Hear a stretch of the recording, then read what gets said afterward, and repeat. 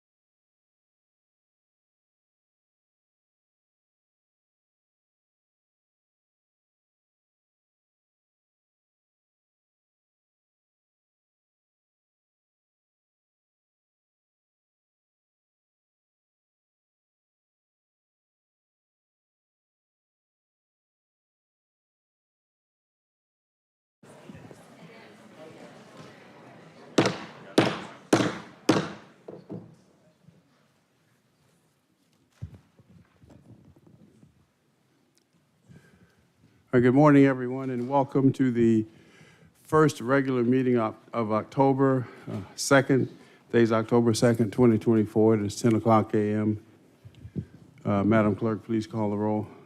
Chairman Rob Pitts. Present. Commissioner Bridget Thorne. Present. Commissioner Bob Ellis. Present. Commissioner Dana Barrett. Present. Commissioner Natalie Hall. Present. Commissioner Marvin Arrington Jr. Vice Chair Khadijah Abdul Rahman. Mr. Chairman, you have a quorum. Thank you. And before we begin our meeting this morning, let us have a moment of silence in honor of our colleague, Chief of Staff to Commissioner Bob Ellis, Fred Hoffman.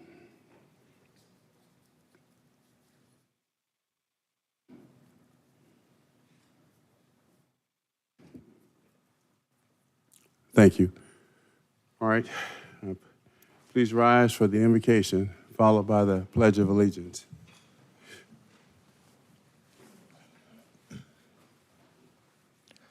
Let us pray. Almighty and powerful God, we give thanks for this day, for your continued grace and mercy upon our lives. We pray now your peace and your power on these, your people gathered. We pray now that you give our leaders your courage, strength, wisdom, and direction. We lift up now the family of our colleague and friend, Fred Hoffman. We ask that you give him comfort in this time. All these and other things we ask in your name. Amen. Amen. I pledge allegiance to the flag of the United States of America, and to the republic which stands one nation, under God.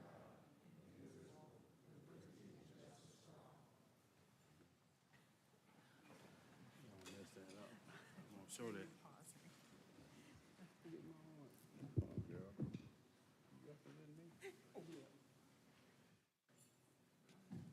Yes, ma'am.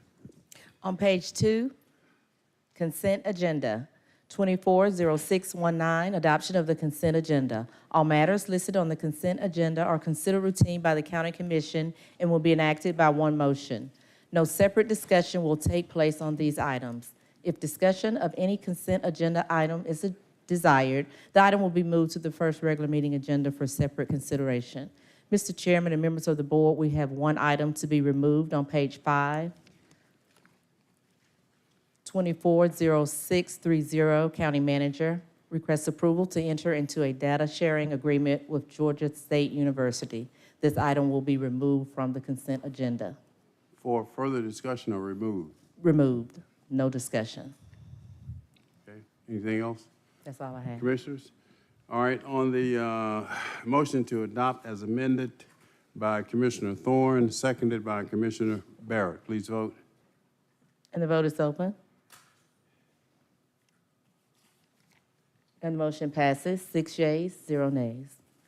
On page 5, first regular meeting agenda, 240631, adoption of the first regular meeting agenda. Mr. Chairman and members of the board, we have one item to be revised on page 11.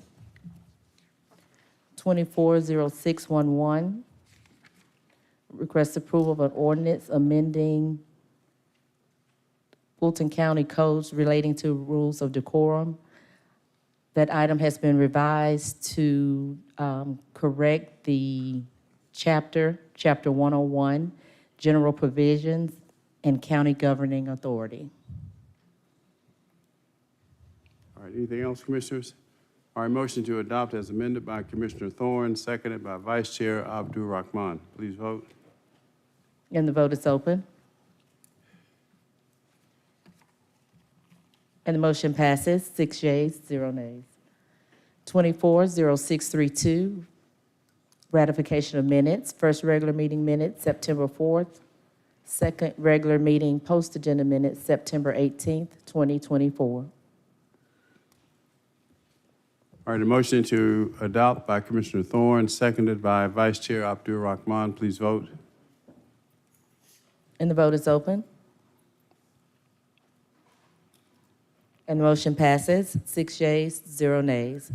240633, presentation of proclamations and certificates. The first proclamation is recognizing Customer Service Week, sponsored by Chairman Pitts, Vice Chair Abdul Rahman, and Commissioner Ellis.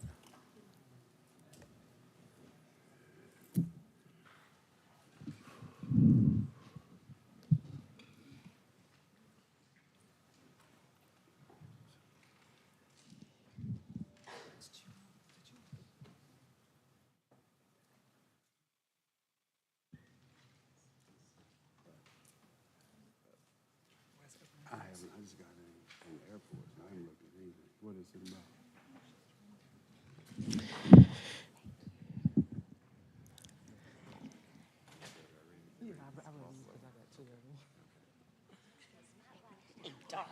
Good morning. We got to balance this out. You know, we got this whole other side over here. Come on over. Come on over. All right.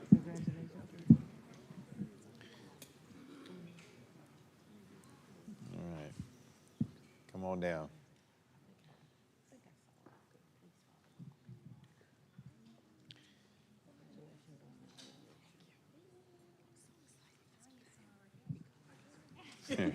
All right. Well, it's my honor to share this proclamation for Customer Service Week and recognize so many of the outstanding employees that we have in Fulton County that make customer service a foremost priority and go above and beyond to helping out our citizens with the problems that they encounter on a day-to-day basis in so many different ways. So thank you in advance. Whereas Fulton County is committed to enhancing its customer experience in an effort to better the lives of the citizens it serves through consistent, courteous, accurate, fair, and uniform best customer service practices. And whereas Fulton County, through implementation of its customer service policy, developed a standard level of service that is convenient, user-friendly, inclusive, accessible, and appropriate. And whereas Fulton County has a documented customer service framework designed to govern the customer experience with Fulton County government, we aim to provide an environment where members of the public and staff feel valued and services are tailored to meet the needs of the customers. And whereas excellence in customer service is a key principle of building customer loyalty and trust that their government is efficient, effective, and fiscally sound. And whereas satisfied citizens share their positive experience with others, which align with the strategic plan mission statement to deliver efficient, high-impact service to every resident and visitor of Fulton County. Now, therefore, be it resolved that the Board of Commissioners of Fulton County, in conjunction with the International Customer Service Association, affirms the county's efforts to ensure quality customer experiences and solutions for internal and external customers who interact and/or conduct business with or for the county, and does hereby proclaim October 7th through 11th, 2024, as Customer Service Week in Fulton County, Georgia. All right. Who wants to say something? Oh, there you are, Bridget. Come on down. I didn't see you back there. Come on up. I like to stand back, Rob. I just want to say thank you to all of the employees for all that they do to make Fulton County shine. It's not anything that I do. People tell me congratulations. It's not me. It's everybody that you see here and every person that gives service every day to Fulton County selfishly, with compassion, with empathy, and really put forth the extra mile. So it is an honor to recognize Customer Service Week. Thank you to our county leadership, our Board of Commissioners, for always being so supportive of customer service as we're working to always improve it and enhance it. We are just excited to have this opportunity. We hope that everyone will join us next week. We have a big week of exciting activities planned, and where we will recognize some of our customer service legends who have gone far above and beyond the call of duty. We'll get to highlight some of those folks who normally don't necessarily always get recognized or seen because they're not out in the public. So this will be our opportunity to say thank you. And it's also our opportunity to say thank you to our customers, because without you, we are nothing. And so we are glad to have an opportunity to recognize you and share this time with you. And I'm going to turn it over to Dick Anderson, our county manager, our fearless leader here. Oh. Because you forgot one important thing. I thought I'd let you do that. Timing is everything, or I used to be told in previous life. But before we announce what we're going to announce relative to timing, I just want to thank you, Bridget, for your leadership in putting in the office, the structure, the kiosk, the emphasis, the customer legends recognition, because you have done a lot. Yes, it is all of us, and all of the folks that are up here are representative of the 5,000 employees that deal effectively and obviously when we make the announcement that we're going to make at a world-class level. So I want to thank all of our employees, but also personally thank you. Now let me turn it back to you to make this one more announcement under the banner of Timing is Everything. All righty. Well, we did apply for an award, and we competed with hundreds of public and private sector organizations, and Fulton County was named Organization of the Year for its customer service efforts by the National Customer Service Association. We're excited. Big accomplishment, so congratulations to Fulton County. I won't belabor the point other than, like our chairman says, Fulton County is a big deal, but it's a greater deal because of our employees. And I want to take this time to clap again for the employees of Fulton County. We would not get this recognition without you. Thank you.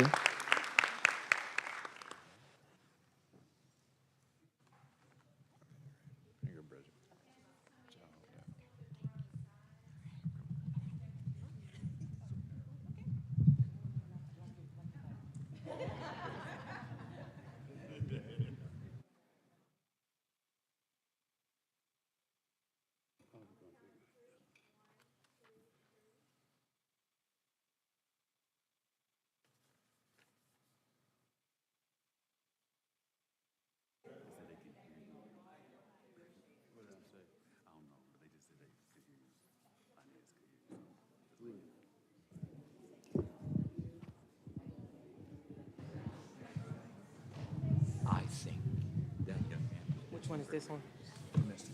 The next proclamation is recognizing Domestic Violence Awareness Month, sponsored by Vice Chair Abdul Rahman, Chairman Pitts, and Commissioner Ellis.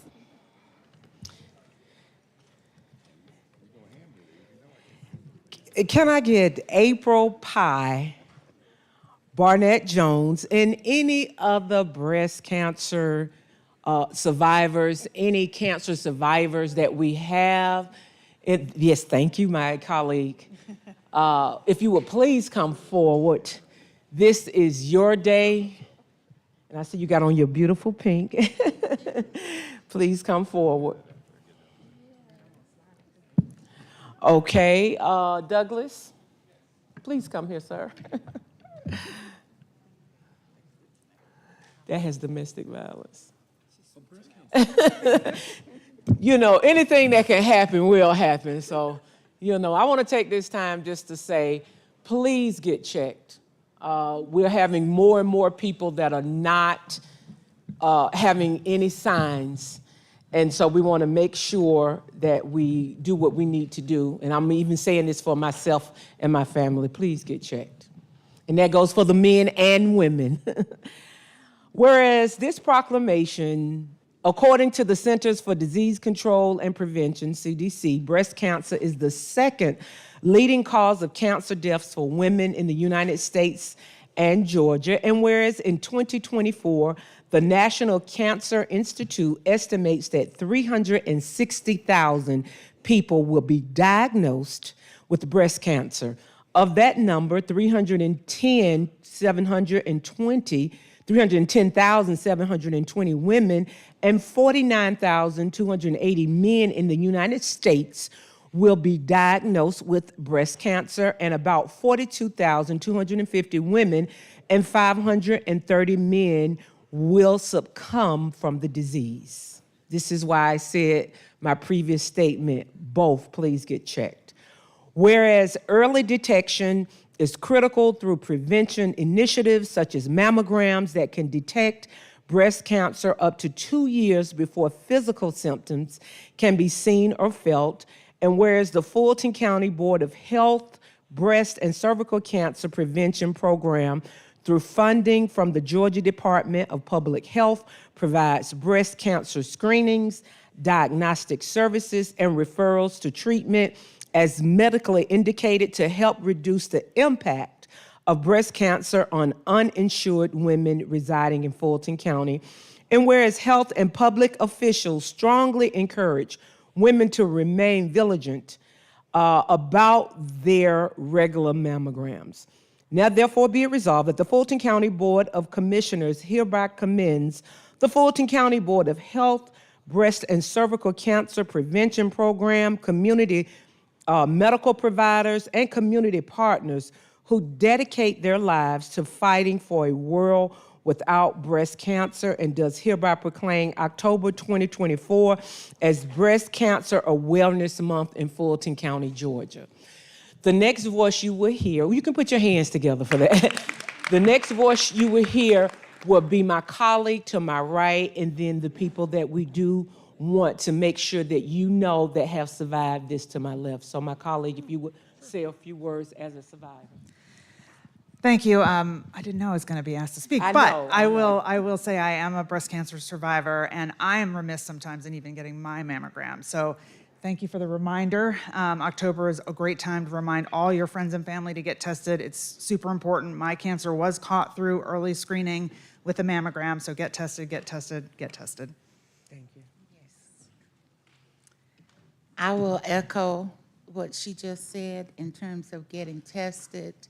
I was diagnosed in 2014, and it was a shock. I didn't have a history of breast cancer in my family, so I just did the testing because that's the thing to do. Mm-hmm. But then I found out I had breast cancer in both breasts. And so it is just, I can't stress it enough. It's just so, so important. Whether you believe you got it or you don't, get tested. Thank you. We would be remiss if we did not also take a moment to recognize our late Fulton County Commissioner, Joan P. Garner, who passed away from cancer while in office in 2017. Her fight with cancer was one of advocacy because once she was diagnosed after her first year of her first term, she took it upon herself to become a champion for breast cancer because she saw how she was treated with privilege to be able to actually get her appointments. That was very disrespectful. to be able to get her appointments because of her title and who she was in advance of others who had been waiting for a long time. She realized that getting those tests and those appointments on time can save your life, and so she became an advocate. So please remember Joan P. Garner, our late commissioner. Good morning, everyone. And I will echo what everyone has said, but also to remind women that self-examination is also very important. I did detect the lump in my breast by self-examination. So I was diagnosed in 1997. So I'm a 27-year breast cancer survivor and have had no other issues. Like Barnett, it was not in my family. So don't think because breast cancer is not something that runs in your family that it may not happen to you. So be sure to get tested, do your self-exams, do your self-examinations, get the test, and do your mammograms. I regularly do my mammograms. I will never miss one until they tell me I do not have to do it again. So thank you, commissioners, for your support of Breast Cancer Awareness Month. And please, ladies, get tested. Thank you. And men. Thank you.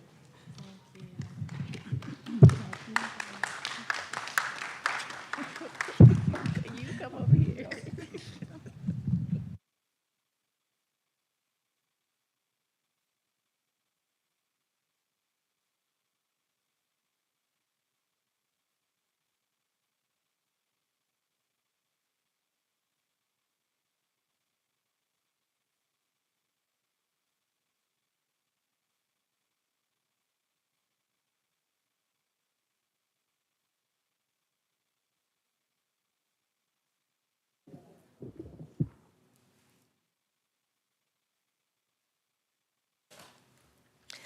The last proclamation is recognizing Domestic Violence Awareness Month, sponsored by Vice Chair Abdul Rahman, Chairman Pitts, and Commissioner Ellis.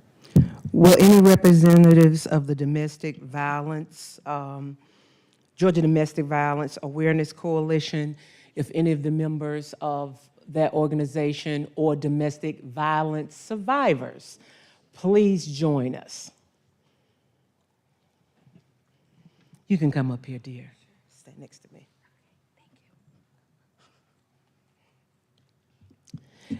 This is a proclamation that every year when we get to this time of the year, I reflect on my life because I am a domestic abuse survivor. Many do not like to share their stories. Many live in the darkness of domestic violence. And I think it's very important that we continually fight against it, and we also recognize that domestic violence is not always seen by bruises. And so it is with humble reverence that I present this proclamation. Domestic Violence Awareness Month was first observed in October of 1981 as National Day of Unity to unite advocates across the nation in efforts to end domestic violence. And whereas communities and advocacy organizations across the country connect with public and one another throughout the month to raise awareness about the signs of abuse and ways to stop it, and to uplift survivor stories and provide additional resources to leaders and policymakers. And whereas the Georgia Coalition Against Domestic Violence is Georgia's federally recognized domestic violence coalition representing over 53 domestic violence organizations and programs across the state. And whereas GCADV empowers survivors and the programs that serve them, educates the public, and advocates for responsive public policy.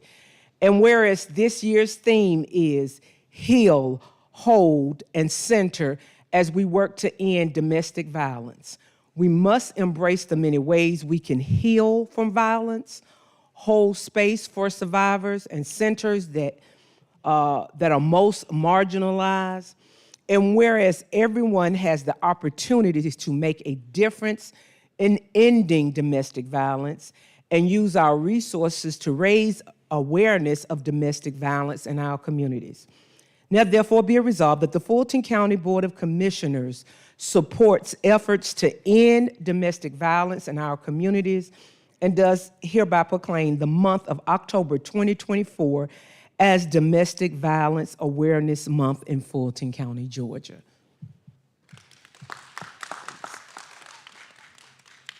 Hi, everyone. My name is Ellie Williams. I'm the legal director of the Justice for Incarcerated Survivors program at the Georgia Coalition Against Domestic Violence, and we are honored and grateful to be here today. And really, we're grateful and humbled and honored to do the work every day of advocating for survivors of domestic violence. It's important always to honor those who, unfortunately, we've lost to domestic homicide, and to continue advocating and fighting for survivors who are still with us today at any point in their journey. So we're honored to do that work every day, to empower survivors, center their voices in the fight against domestic violence, lift up their stories, and recognize the many folks in our community who've had that experience. We're grateful to work with so many agencies in Fulton County and across Georgia, like the Partnership Against Domestic Violence, the Atlanta Volunteer Lawyers Foundation, the Atlanta Legal Aid Society, Women on the Rise, who's here today, many, can't name them all, who do this incredible work every day. So this month, we encourage you to plug into local efforts to educate the community, directly advocate for survivors, contribute to those efforts in your community, and don't be afraid to speak up if you see something around you that doesn't seem right and like someone might need help. Don't be afraid to intervene. And we're grateful to continue to advocate for safety, healing, and justice in our communities, and are grateful that Fulton County is with us in this effort and for this recognition. So thank you so much. Thank you.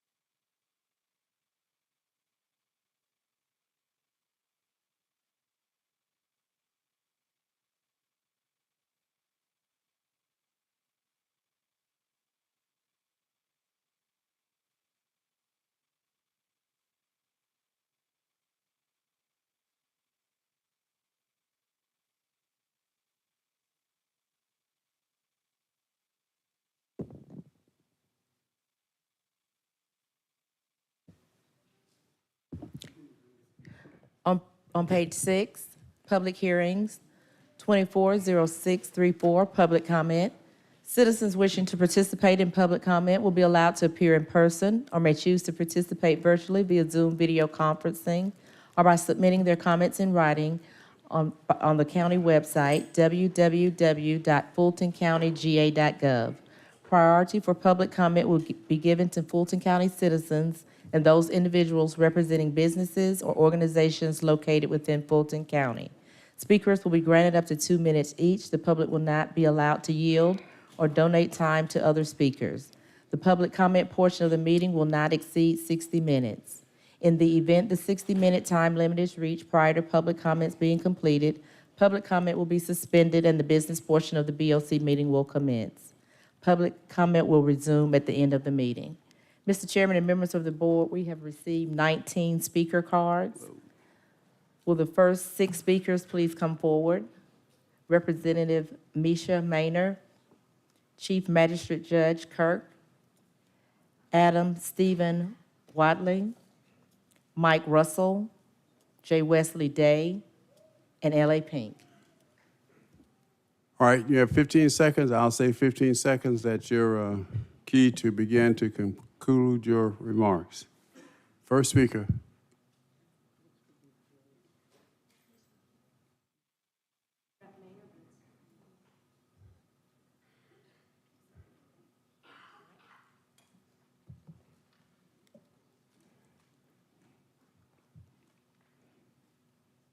Good morning, Commissioners. My name is Cassandra Kirk, and I am honored to serve as the Chief Magistrate Judge, Fulton County.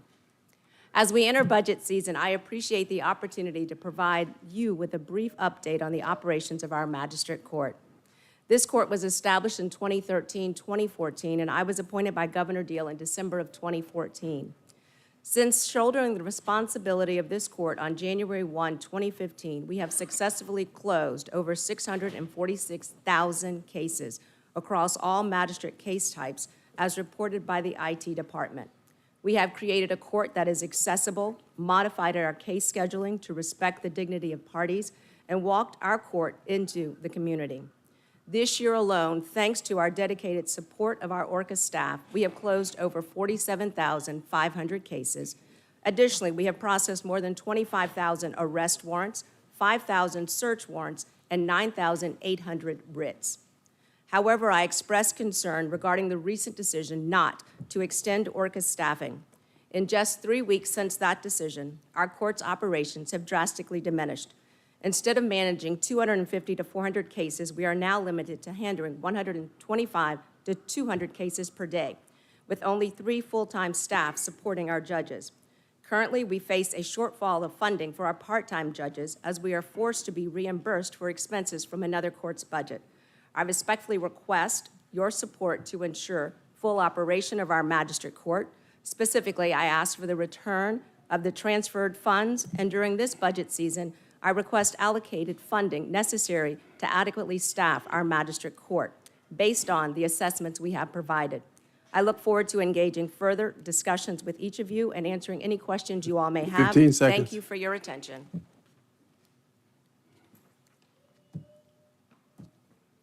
Next speaker.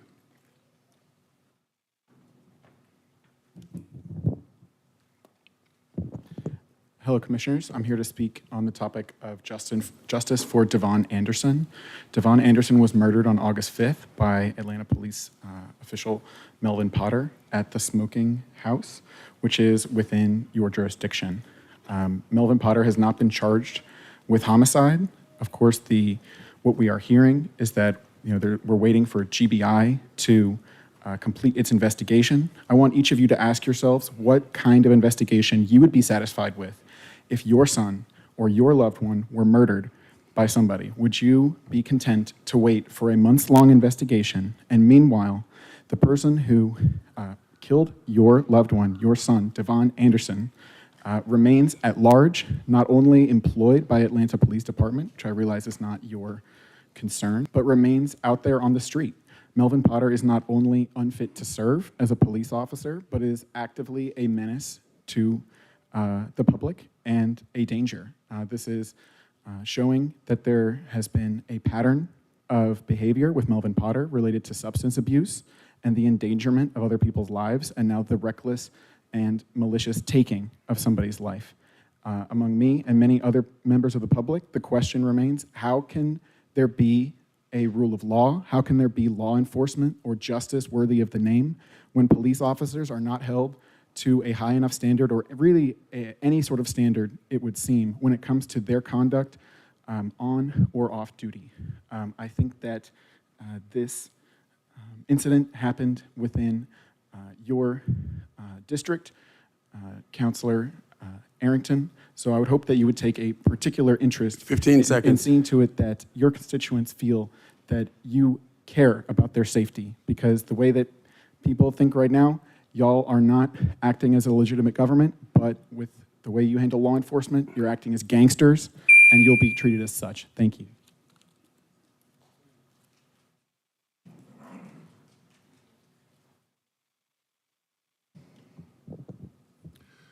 Good morning. My name is Mike Russell. I'm a resident of Fulton County. I'm a little bit confused this morning.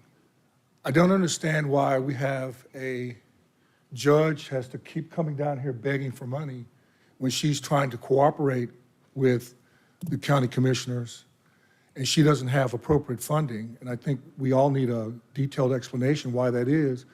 But we have a sheriff and a DA who are part of the cult of corruption, who have money hand over fist. Where the sheriff and his $200,000 pimp mobile, nothing's been done about that. the misappropriation of all the money that should have gone to the inmate welfare fund. Nothing's been done about that. And now it's my understanding that his own deputies can't find him to serve him papers to appear in court. How is that possible? That the sheriff's deputies who are charged with court summonses can't find the sheriff? Does that make any sense to anybody anywhere? And why does it have to happen in Fulton County, Georgia? That needs to change. I'm going to ask one more time for an investigation and a forensic audit into the sheriff's office and the DA's office so we can get to the bottom of this. And maybe some of that money that they are misusing could have been spent to clean up the backlog in our courts. Justice denied is justice not served. And these people have been languishing for justice. Something needs to be done. So I'm asking you again for an audit, and I'm asking you again to at least explain to us why our courts are being so poorly funded. 15 Mr. seconds. Chairman, I yield back. Thank you.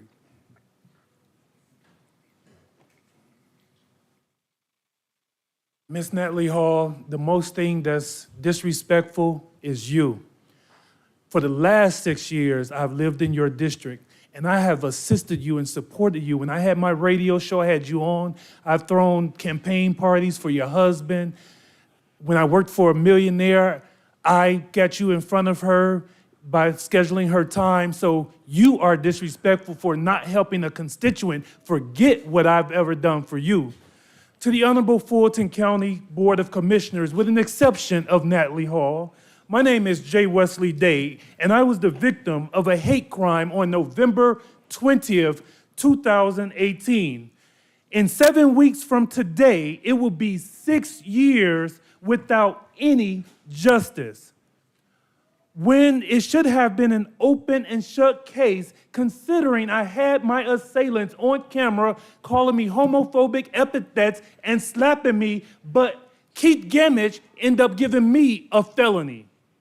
I come today to plead with you to make the Solicitor General office adhere to the Freedom of Information Act, as he has declined to respond to an open records request. Keith Gamage operates with little to no oversight. You all fund him, so you all should be able to ask him the following. How many people received a single charge of affray, which is a disorderly conduct, from 2018 to present? How many of these people were upgraded to a felony, as I was, from 2018 to present? How many people with a single charge 15 seconds. affray had their charge dismissed? How many people were charged with trespassing from 2018 to present? How many of those people were added with obstruction? If you look at the brochure I left today, you will see how Keith Gamage have been destroying my life. It's fact-based information that any of you can go and look up. And if you are his boss, then you should be able to ask him, why is he treating me this way? Thank you. Anybody like a brochure or my story? Raise your hand. Ooh, it's a lot going on up off in here today. Ike Arrington, let me just address you real quick from what the streets say. You beat your wife, so I don't understand how you stood with a domestic violence proclamation. That for the life of me kills me. You guys got the nerves. We are here, a lot of us today, because of the craziness that's going on, just period, here in Fulton County. I mean, it's so much. We could get up here all day. 2 minutes would not ever be enough. But today I got whiffed and wind that Sheriff LaButte is supposed to be in the building, which he's been ducking and dodging and running and crying and all the above. We cannot find him. He can't be served. I mean, we paid the sheriff department to serve him and they can't find him? That's crazy. Then we get whiffed. Of course, you already know Dana Dane takes a tour through the jail, which I don't know what for.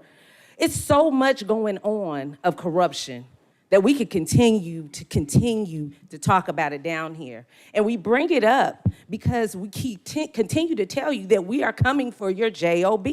You will join Hall. I don't even want to get her name out of my mouth, but you will join her, okay? You will not, you could smush your lips, because trust me, I'm in your neighborhood next. Believe that, door to door. Then to bring a little bit up of the background of your sheriff, he has over almost $1 million of money that have been wasted in his personal vehicles. He has $2 million that y'all are still asking questions about. If y'all allow him to come down here and hoodwink with y'all, 15 seconds. shame on y'all. We are riding with some of y'all. I mean riding. Not very many, but a few of y'all we riding with. Don't let us down, not today. He needs to be taken down. Right in Charles Rambo for sheriff. Thank you. Next speaker, next speaker, next speaker. You guys need to start pushing that. And if it ain't him, let it be somebody. Excuse me, time. The feds. Next 6 speakers, please come forward. Sheila Hamilton, Dominique Grant, Devin Barrington Ward, Deshaneer King, Brittany Burns, and Valerie Anderson.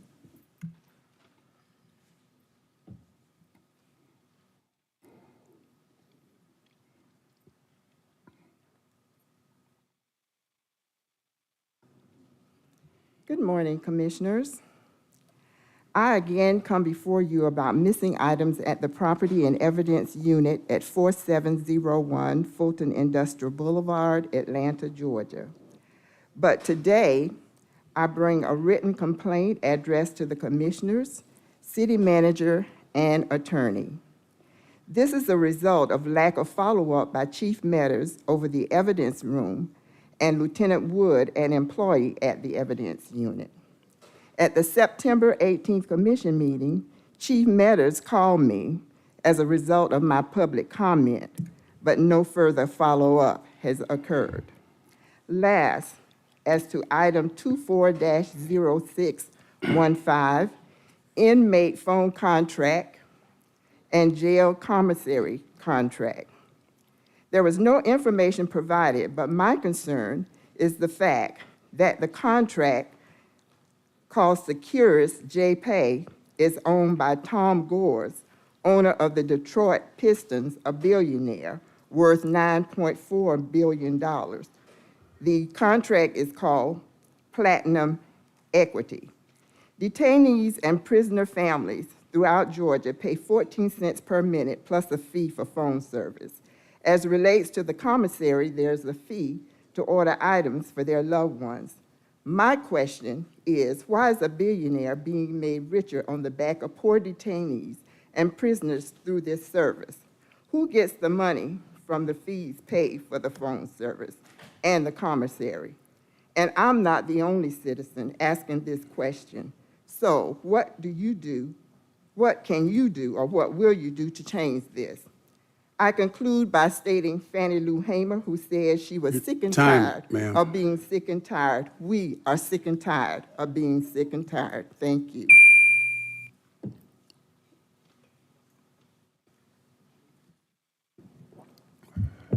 Good morning, Commissioners. I know y'all are probably tired of seeing me the same way I'm tired of coming up here. My name is Dominique Grant, and I'm the Campaign and Operations Manager with Women on the Rise, Georgia. And I'm here again to just offer a simple solution on how we can stop over-incarcerating in Fulton County. We have held countless rallies begging for Sheriff Labatt to do right, and we see that's not happening. Fulton County needs to implement an electronic court notification system. This system is not just a matter of convenience, but a matter of life and death for many individuals navigating this system. In May of this year, I personally bailed out 7 women from Fulton County Jail. During that process, I was required to provide my identification and verify my address multiple times. Despite this, I have yet to receive a single court notification for any of these women, not a single one. And all of them have had multiple court dates, so this is extremely concerning. Thankfully, because of the organization I work with, we have been able to contact public defenders to ensure that these women do not miss their court dates. However, many individuals are not as fortunate. We have tragically witnessed several deaths in our community due to the mismanagement of Sheriff Labatt, many which could have been prevented if people had simply been informed of their court dates. Failure to appear often leads to rearrest, and in some cases, and in most cases, unfortunately for Fulton County, it ends being fatal. Something as simple as this could prevent incarceration and save lives. It's simple. Our doctor's offices do it, our dentist does it. I know that it's done in some level of court here, but something has to give.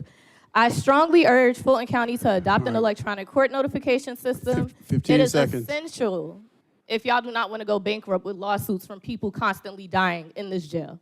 Thank you.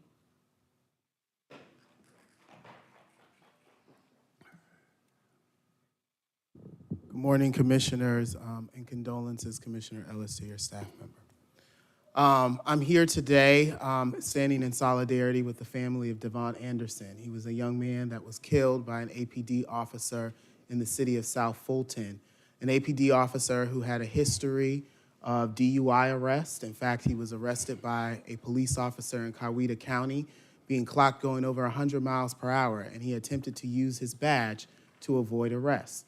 Why this is important to the Fulton County Commission and Fulton County officials is that we are still questioning why there has not been any charges filed against this officer.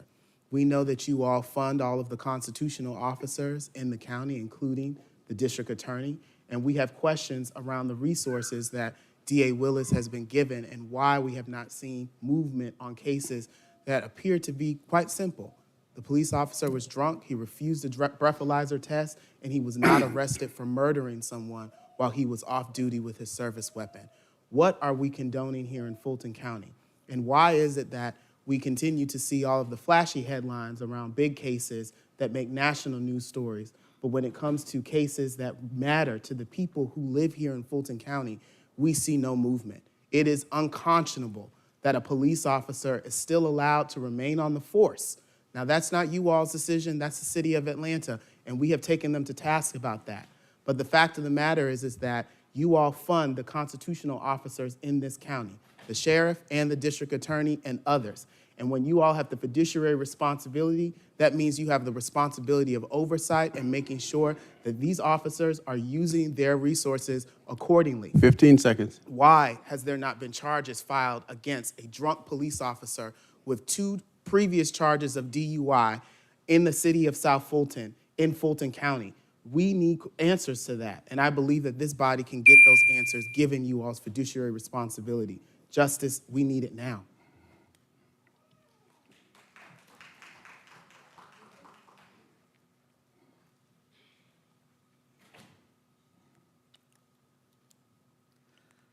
Good morning, my name is Deshania King, and I'm the communications organizer at Women on the Rise GA. For some context in my role, I tell the stories of justice-impacted people in our own words. And unfortunately, when I say justice-impacted, that's the majority of people that any of us meet, because our nation is so deeply obsessed with incarceration, and Georgia truly exemplifies that.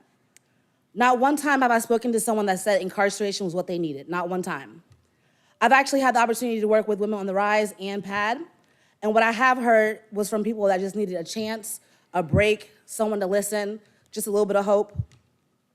The systems that you're upholding and funding are not working. Putting people in cages has not and will not work, and what you see as a blip on the news or a number in a report are deeply important humans with dreams and lives. Atlanta is failing all of us, and no amount of Martin Luther King Jr. quotes or photo ops or police is going to solve that. We've come here again today, once again doing your jobs, providing simple, life-saving solutions in the form of PAD, in the form of electronic court notifications that will prevent the most vulnerable people, the most marginalized people from experiencing interactions with officers that are not equipped, no matter how quickly you try to build a militarized police facility or arm a corrupt sheriff with more of our dollars. So I ask you, how does it feel to have the blood of 19-year-old Noni Batiste Kosoko on your hands, a child that died at Atlanta City Detention Center due to being arrested for a failure to appear? The solutions are simple. We've done the legwork. On the Fulton County website, it mentions in all of your bios that you enjoy and love serving people. So when are you going to start doing that? Thank you.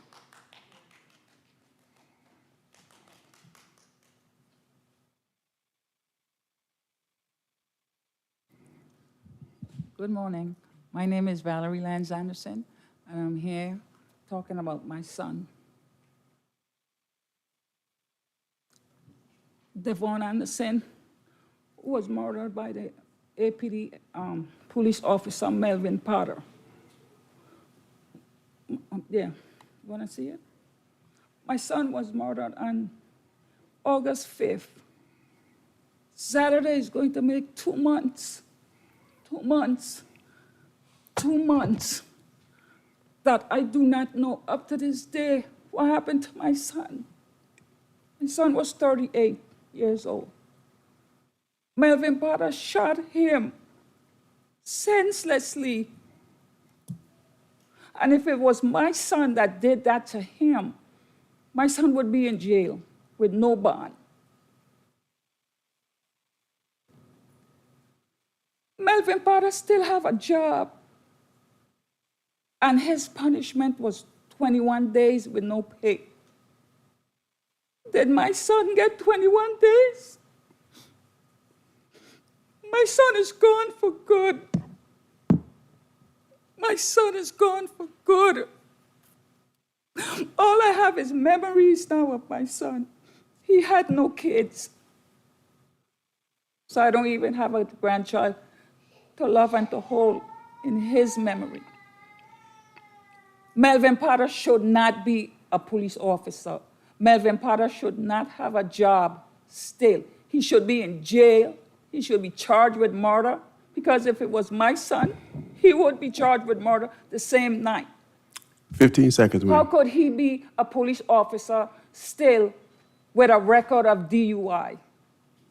He has records of DUI where he was convicted of DUI. He got convicted in Coweta County. If Coweta County could do their job, why can't the APD, South Fulton County, do their job? Thank you, ma'am. They need to do that. You all need to do your job. Thank you.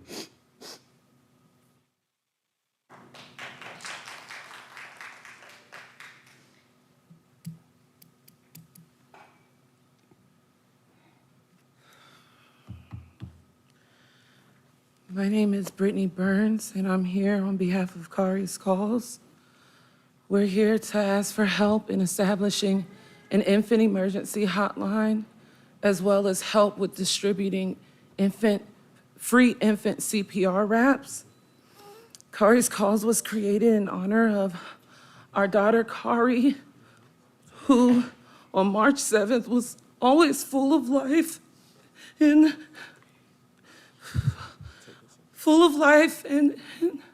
had so much potential. And then on March 8th, we woke up to hell. She passed from sudden, unexpected infant death. As I was doing CPR on her, my husband was calling 911, and it kept doing a rotating message of how currently they're too busy and to stay on the line. We've been trying to advocate at City Council and the Public Safety Committee, but we've been getting no help.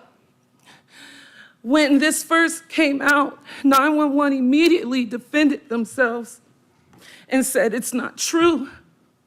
And so we had to pull our own call logs. And when we realized their call log and our call log didn't match, that showed us that when that rotating message is going on, no matter how many times it rotates, they're not recording that. They're only recording when it finally connects to a dispatcher. We have started to have to become our own community's resources. 15 seconds, ma'am. I've been having to comfort families who are terrified. We've been providing these free infant CPR kits that we're willing to give all of you so you can look at your and see if this is something you want. This happened in your district, Commissioner Hall, and now we're in your district. So Thank you. please help. Thank you.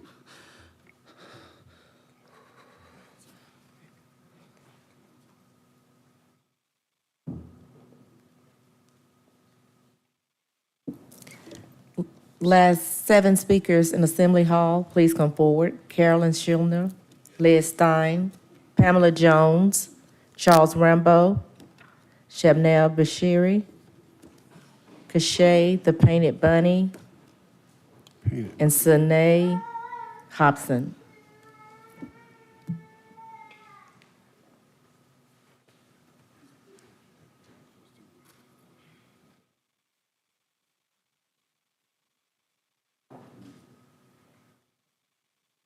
Good morning to the Board of Commissioners. My name is Charles Rambo. I am here to, again, give you some objective guidance as you're trying to decide what you're going to do in paying some of the unpaid bills within inside of the Sheriff's Office. One of the items that I do agree with, number one, is getting the security, third-party security company paid off. Get them the money that they're due, because I find it audacious that that person would otherwise say that he wants to propose to you how to best do the job better than the sheriff's office by giving you a more competitive salary range for paying third-party security guards that do not belong inside of the jail. Number two is that if you pick up any of those persons that were terminated or otherwise that were picked up by the sheriff, if they are put under your merit system, you're going to be culpable for their lack of training and any type of culpability for performance of duties if they do not get Georgia Post training in 6 months. Last but not least, and I say this very objectively, thank you, Fulton County Elections, for making it known that the sheriff's race is not off of the ballot, and I say this for this reason. In less than 33 days, you might be dealing with a new person coming to set their policy that does not need to be indebted in terms of what the current sheriff is languishing and needs to be resolved. With that, we need to be able to move forth, if that happens after November 5th, of standing here with a performance-based budget, Mr. Ellis, that you can appreciate that would otherwise give you a clear view of what's going on in the sheriff's office. As you see, the Georgia Department of Corrections just got their United States Department of Justice ruling that 15 says that seconds. they were deliberately indifferent in terms of dealing with the issues. I hope that we won't have that type of deliberate indifference, and we can move forward to establishing more confidence back in Fulton government, our criminal justice system, as well as the office of sheriff. Thank you very much.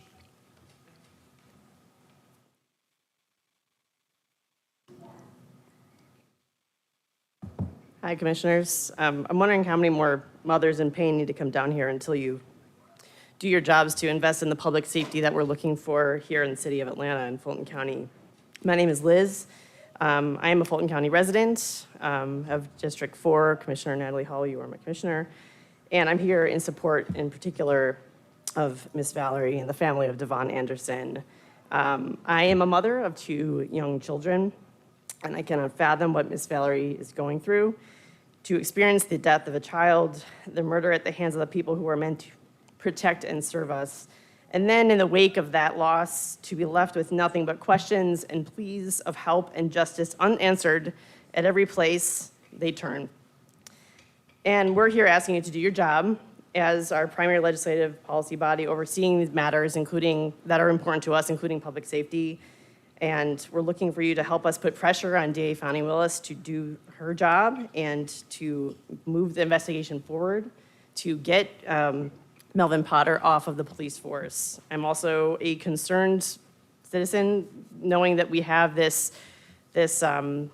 murderer on the streets, and I don't feel safe with that situation. It is not the public safety that we're looking for. I'm asking you to do your job, and please bring justice for Devon Anderson and his family.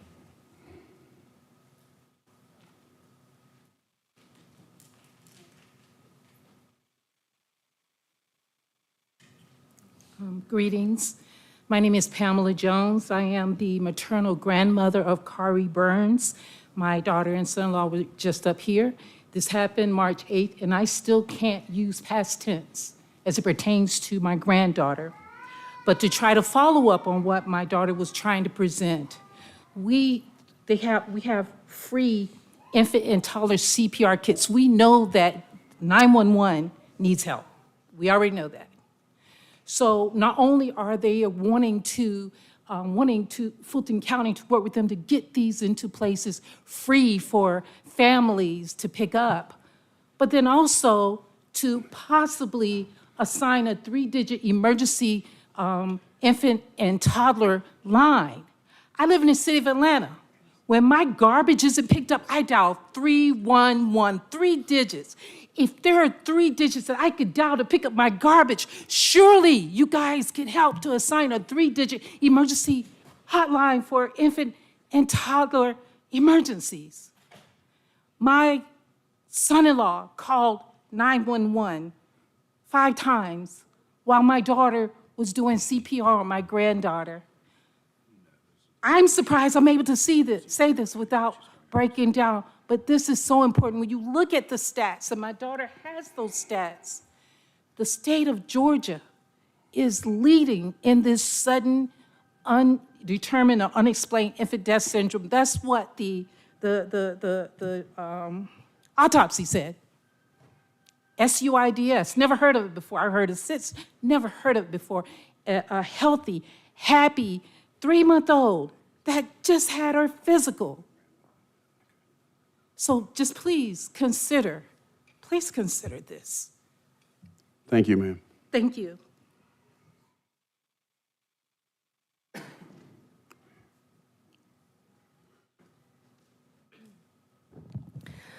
Hello, my name is Shabnam Bashiri. I am a lifelong resident of Fulton County. I was born and raised here. I'm here in support of the family of Devon Anderson. There's not much more that I can say about this case that hasn't already been said in terms of the details, but I would like to share a message from others who couldn't be here today.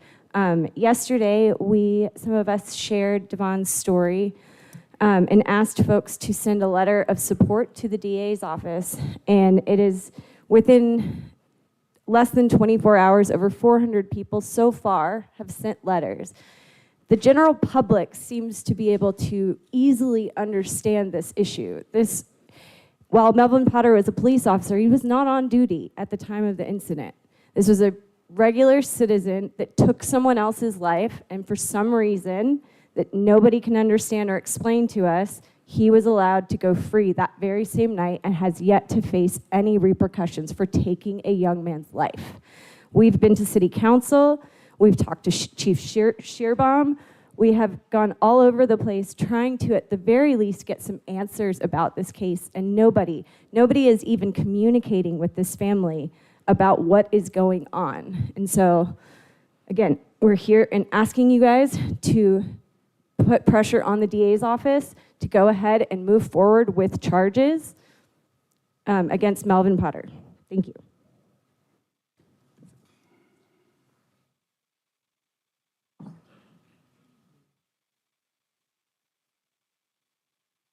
Good morning, ladies and gentlemen. My name is Sine Hobson.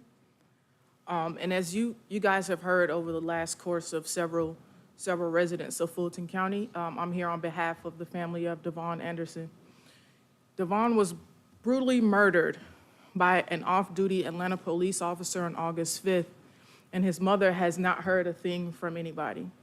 She, at this point, is tired of condolences. She wants to know the status of Melvin Potter. He was suspended for 21 days without pay and is now back on the payroll. How is it fair that someone who was swore to protect and serve can go out on an off-duty drunken rant and murder a young man, take him away from his family, his friends, and the community that he served proudly? This isn't a thug on the street. This is a man of integrity, a man of honor, and a man of pride that one of Atlanta's finest took from us. What is GBI? What is the district attorney's office? What is their course of action? What is the plan of action? Because in a couple of days, it would be 2 months that Melvin Potter took Devon Anderson from us. What is happening? The DA's office is so consumed in this young thug trial. She's so consumed in President Trump's allegations and all this nonsense, but there's people here that needs answers and justice for the crimes that's being committed within this city. How is it that this man is still walking around free, still collecting a check from the city of Atlanta after murdering somebody? 15 seconds. Not only that, it took the ambulance 37 minutes to come and get my cousin's body from off of the ground. So on top of the injustice that the injustice of people that you all hire, it took the ambulance 37 minutes to come and get him. Something has to be done. The people do not trust. The people don't trust y'all. Thank you, ma'am.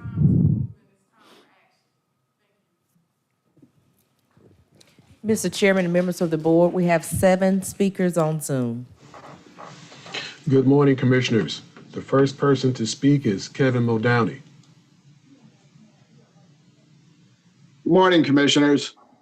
I support Commissioner Thorne's resolution to grant free and open access to county records by county officials and employees as needed in the normal course of their duties for legitimate business purposes and/or pursuit to directives from the supervisor without the need for an Opens Record Act. Very wordy.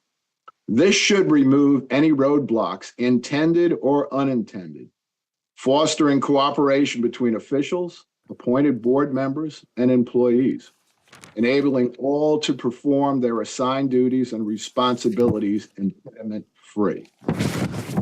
Inefficiencies in government bureaucracy is the enemy. Removing impediments to information necessary to perform one's job or responsibility is a solid step in what we claim to strive for, efficiency in government.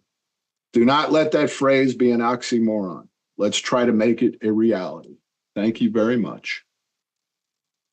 The next person to speak is Derek Blassingame. Derek Blassingame here. I appreciate the opportunity to address the Board of County Commissioners, Fulton County.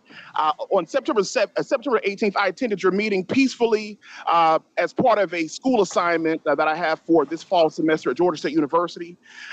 After leaving your meeting, I was harassed, arrested by the Fulton County Police Department, Officer Augustine, including the Asian sergeant that was there as well.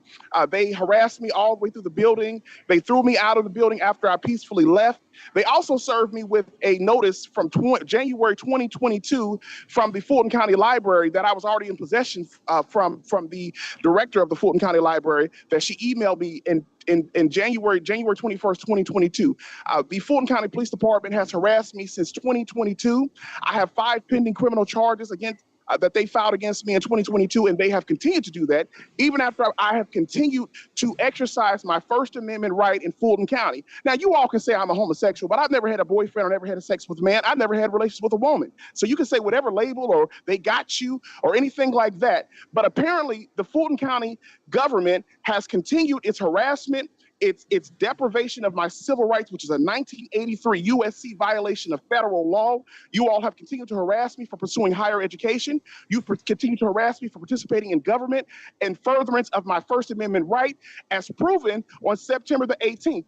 Also, the internal affairs at the Fulton County Police Department refuses to investigate any of my complaints since 2022. Nicole Dwyer, the commander for the internal investigation, has refused and ignored all of my complaints against Fulton County Police Department officers. This needs to be investigated. Also, Commissioner Rahman, I am a Seventh-day Adventist Christian. I've never been of the Islamic faith. I will never bow down to Allah. Jesus is Lord and Savior. Jesus is King. I am a Christian, and I wish you and your staff will stop harassing me and trying to make me a Muslim. I am a Christian. The next person to speak is Ben Howard. Greetings, commissioners and staff, and special greetings, fellow citizens. Ben Howard, Senior Advocate and Public Policy Analyst. Permit me to chime in on Agenda Item 24-0613, Commissioner's Discussion Topic on Open Records Request. During the draconian rule of the Housing Authority of yesteryear, numerous open requests were made to help shine the light on shady leadership. The unsuspecting and beguiled board members back then were never apprised of those open records requests. Fast forward to today. On the agendas for the Commission on Elder Affairs, prepared by Senior Services Management, one will find no line item letting board members know about open records requests related to service to our county seniors. Wouldn't it be nice if there were to be a mandate that the staff of all county boards, commissions, and authorities be required to keep board members informed about any open records requests impacting their operations? Stay tuned. The next person to speak is Anthony Davis.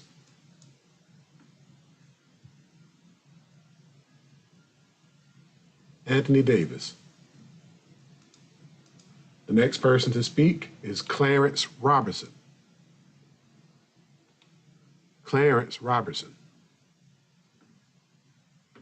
The next person to speak is Robbie Huff.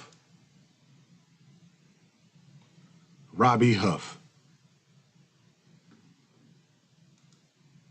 The next person to speak is Taria Williams. Taria Williams. With that being said, that concludes the Zoom public comments. Thank you. Madam Clerk. No further speakers. Continuing on page 6, county managers renewal items under open and responsible government. 2406. Okay, let me, Commissioners, hear me out here. The next 11 items are all renewing existing contracts. If there are no objections, I'd like to take all of these and have the clerk sound each one and take them as a group, unless there's one or so that you'd like to take. Okay. All right, sound them, Madam Clerk. 240635, real estate and asset management, request approval to renew an existing contract in an amount not to exceed $200,000 to provide asphalt, concrete pavement maintenance, and repair services. 240636, request approval to renew an existing contract in an amount not to exceed $200,000 to provide standby fencing, installation, and repair. On page 7, 240637, request approval to renew an existing contract in an amount not to exceed $400,000 to provide full on-site preventive maintenance services for approximately 75 various types of passenger and freight elevators. 240638, request approval to renew an existing contract in an amount not to exceed $440,290 to provide medical and clinical cleaning services. 240639, request approval to renew existing contracts. The total amount not to exceed $2,269,832 to provide janitorial services. 240640, request approval to renew existing contracts in the total amount not to exceed $1,500,000 to provide standby roof maintenance, repair, and replacement services. On page 8, under Health and Human Services, 240641, Public Works, request approval to renew an existing contract in an amount not to exceed $600,000 to provide standby utility pavement patching and paving services. 240642, request approval to renew existing contract in an amount not to exceed $200,000 to provide fire hydrant maintenance and repairs. 240643, request approval to renew an existing contract in an amount not to exceed $360,742.45 to provide manhole frames, grates, and accessories. 240644, request approval to renew an existing contract in the amount of $412,683.51 to provide corporation stops and brass fittings. Under Justice and Safety, 240645, Medical Examiner, request approval to renew an existing contract in an amount not to exceed $168,000 to provide pickup and removal of deceased remains services. All right, we have a motion to approve each of the 11 that were just sounded by the clerk. A motion to approve by Commissioner Natalie Hall, seconded by Commissioner Dana Barrett. Please vote. And the vote is open.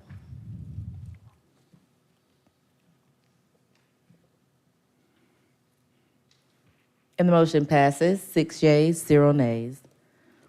On page 9, county manager action items under open and responsible government, 240646. Request approval of a resolution to ratify the declaration of a local state of emergency in Fulton County, Georgia, due to the impact of Hurricane Helene, effective upon passage. Want to address that, Mr. Manager, quickly? Yes, sir. As I notified the board last week in the middle of storm preparations and then on Friday, this is necessary as a precursor to having FEMA funds available to us for any kind of damage repair, overtime work, or other things that we did. Of course, as you know, the good news is the storm went to the east. Good news for us, bad news for North Carolina, and obviously Augusta, which we're still having our thoughts and prayers.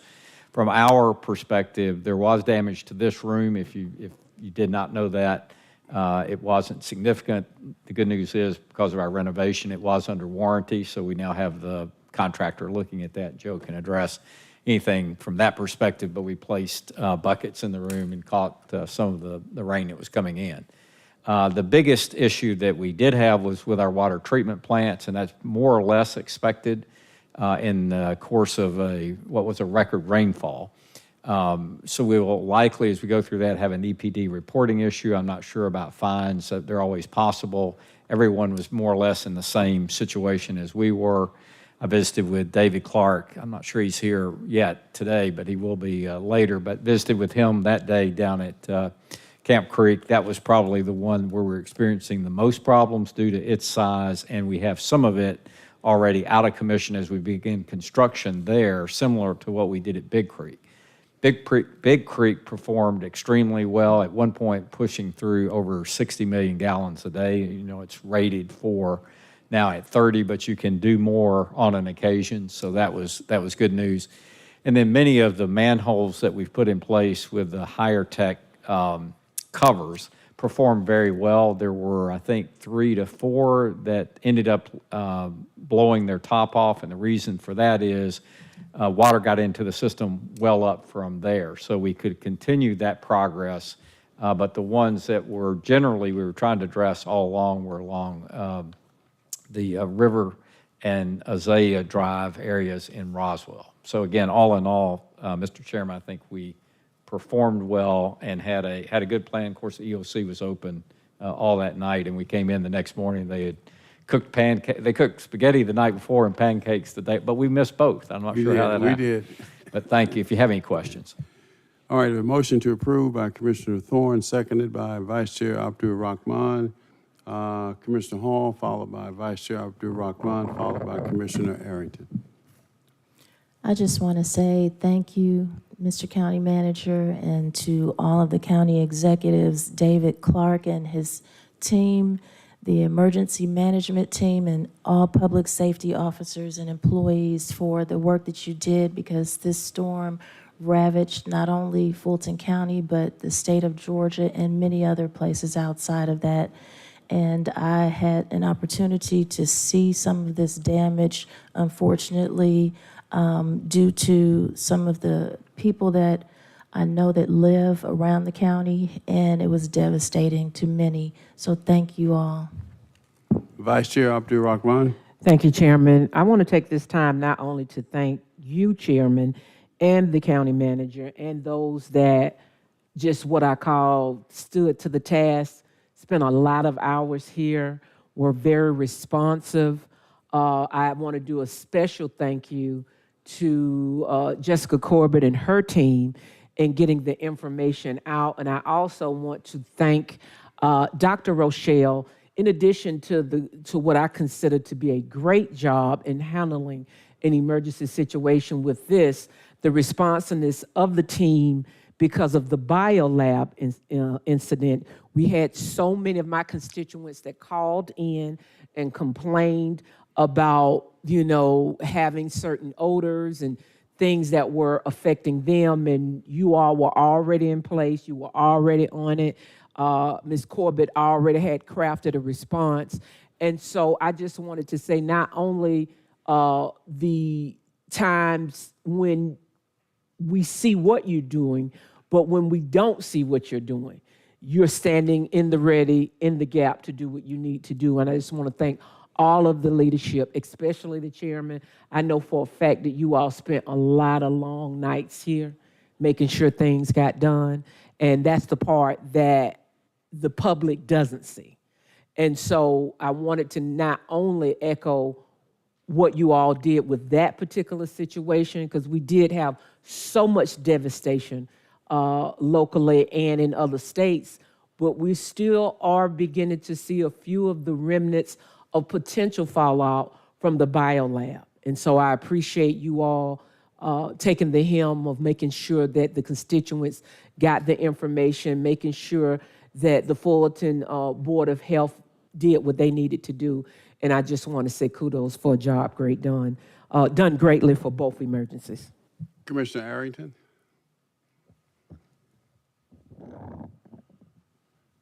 Thank you, Mr. Chair. I want to echo the thanks and praises for our essential workers responding in this time of need. I did want to perhaps also recommend a friendly amendment to include the biolab incident, and not just Helene, the hurricane, but I saw a text earlier today, so I think there may still be some ongoing fallout for that. And so I think it would be great if we also added that to this. And then lastly, I wanted to check on the phone and why nobody was answering the EMA phone when we had the road that collapsed in South Fulton. It was going straight to voicemail, and I don't know if that's... Yes, sir, and let me get back to you directly on an answer to that question. Thank you for reminding me of that. And then on the biolab situation, quickly, we are working with Joe Barriswain and Jessica Corbett, as well as Dr. Paxton, who I talked to this morning, about a public statement that would go to our cities as well as to the public in general relative to anticipated changes Thursday and Friday. The forecast is for winds to move this way and for atmospheric conditions to result in a lower ceiling. So there is the possibility of us at least seeing and or smelling something in the air. I don't anticipate that it represents a health challenge based on talking to Dr. Paxton and Joe Barriswain this morning. Atlanta is meeting to consider any actions that they may take, as I understand it, as we're sitting here today. The Falcons have a home game with, right now, plans for the stadium roof to be open Thursday night. So all that being said, I don't believe that we'll be taking any action other than to advise the public if they have any kind of respiratory problems to perhaps stay indoors or at least be cautious. But I think it's a great idea in the happenstance that there are actions that we need to take, Mr. Chairman, relative to the biolab situation. Okay, so Commissioner Aaron, you're requesting that the resolution be amended to include the biolabs. Is that, yeah, so we won't have to come back right, and is do that another possible, emergency. since it's already been signed and sent? Is that possible? Do we need a separate one? I'm fine with it. I think it's a great idea, but So the only concern we would have, I think it's a good idea for anything that's prospective.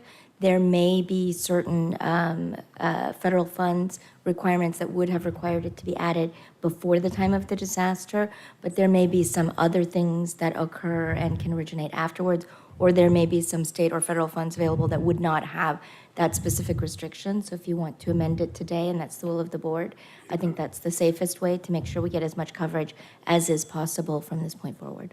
well, that's amended today, and if there's a problem, we can address that later on. So no objections to amending it. All right, on the motion to approve as amended by Commissioner Thorne, seconded by Vice Chair Abdul-Rahman. Please vote. And the vote is open. And the motion passes unanimously. 240647, Information Technology, requests approval to amend an existing contract for digital multifunctional devices and support services to increase the spending authority to $404,097.64. All right, motion to approve by Commissioner Natalie Hall, seconded by Vice Chair Abdul Rahman. Commissioner Natalie Hall. Thank you, Mr. Chair. I have one question because throughout this, I see where it says this is not only for usage cost, but it's also for forecasted leasing. And I just wanted to clarify if that's leasing of these MFDs that are old and currently in use, or is it for leasing of new equipment? Good morning, Commissioner Hall. So it's my understanding this would be leasing for new equipment as we're currently refreshing the fleet right now. And most of this is usage costs associated with toner, ink, staples, labor, repairs associated with that usage. Okay, so all new equipment as listed, well, I don't see it actually listed. I see it saying all multifunctional devices that have the following minimum functionality: copying, network, scanning, faxing, wireless remote services, black and white and color. So just all equipment that have that functionality. Correct. And I mean, I'm happy to share with you, I have the contract up that lists specifically the Sharp devices that are covered under the agreement, and I can send that to you as well. All right, thank you so much. You're very welcome. All right, motion to approve by Commissioner Natalie Hall, seconded by Vice Chair Abdul Rahman. Please vote. And the vote is open.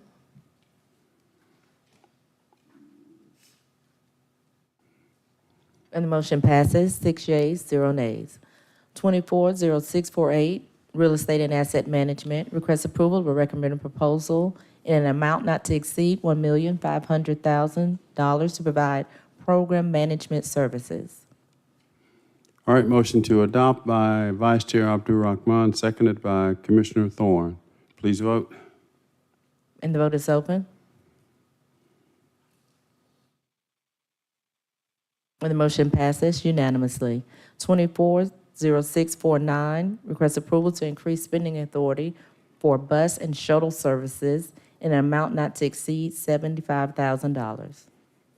All right, motion to approve by Commissioner Thorne, seconded by Vice Chair Abdul Rahman. Please vote. And the vote is open.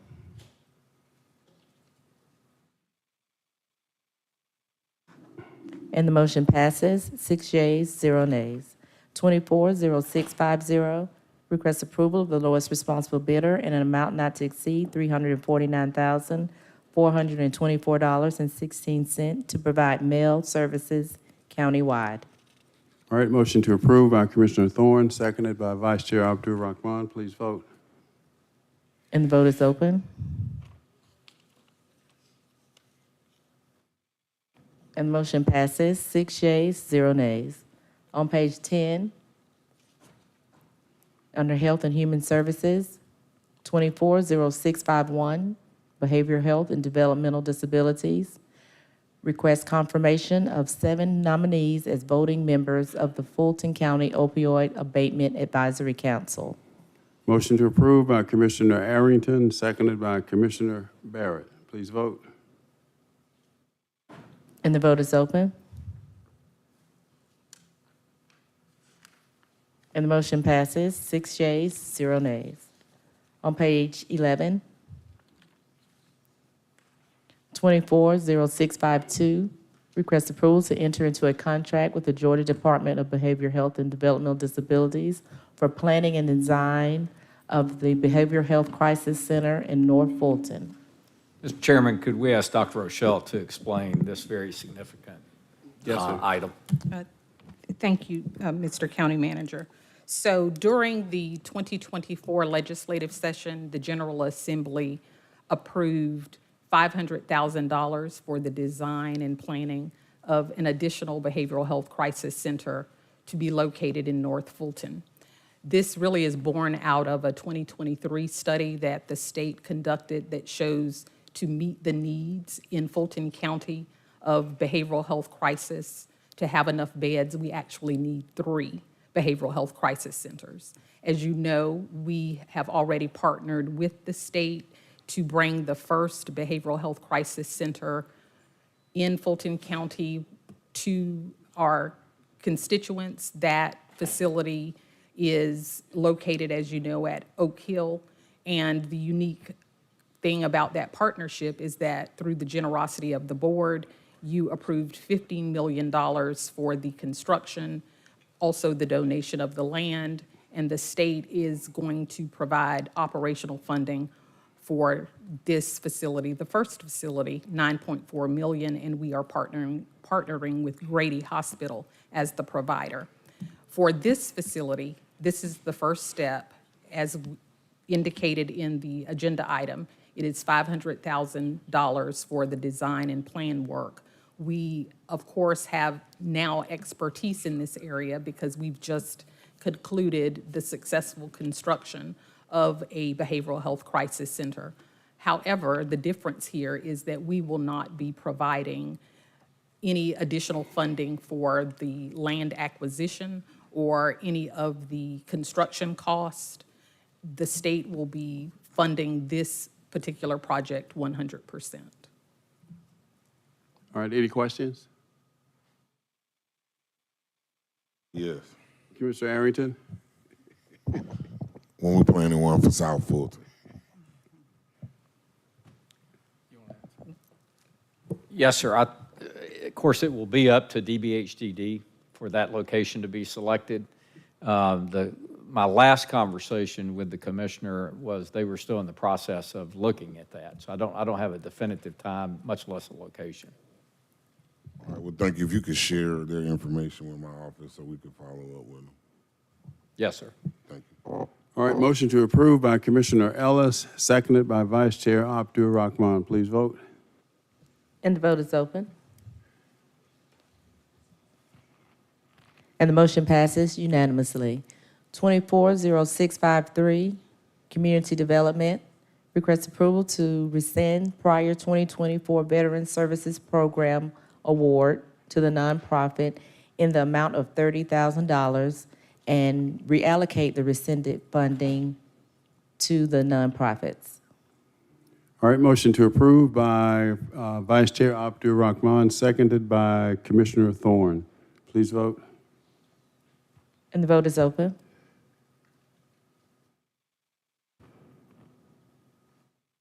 And the motion passes, 6 yeas, 0 nays. Commissioners' action items, 240611. Request approval of an ordinance amending the Code of Laws of Fulton County, Georgia relating to rules of decorum governing meetings of the Board of Commissioners and for other purposes, sponsored by Chairman Pitts. Continue to hold. Okay. So noted. 240654. Request approval of resolution to designate a resignation procedure for appointed members of boards, commissions, task force, committees, councils, and authorities created under the authority of the Fulton County Board of Commissioners and for other purposes, sponsored by Chairman Pitts. This is simply an effort to standardize how appointees resign from boards. It's been sort of been all over the board in the past, and what this would do is to say that if a person who has been approved by this body, not nominated, but approved by this body, they would submit in writing their resignation with an effective date to the clerk, then the clerk then would be responsible for getting that information quickly to the full Board of Commissioners. Commissioner Barrett. Thank you, Mr. Chairman. I just have a couple of questions. For full board appointments, this makes total sense.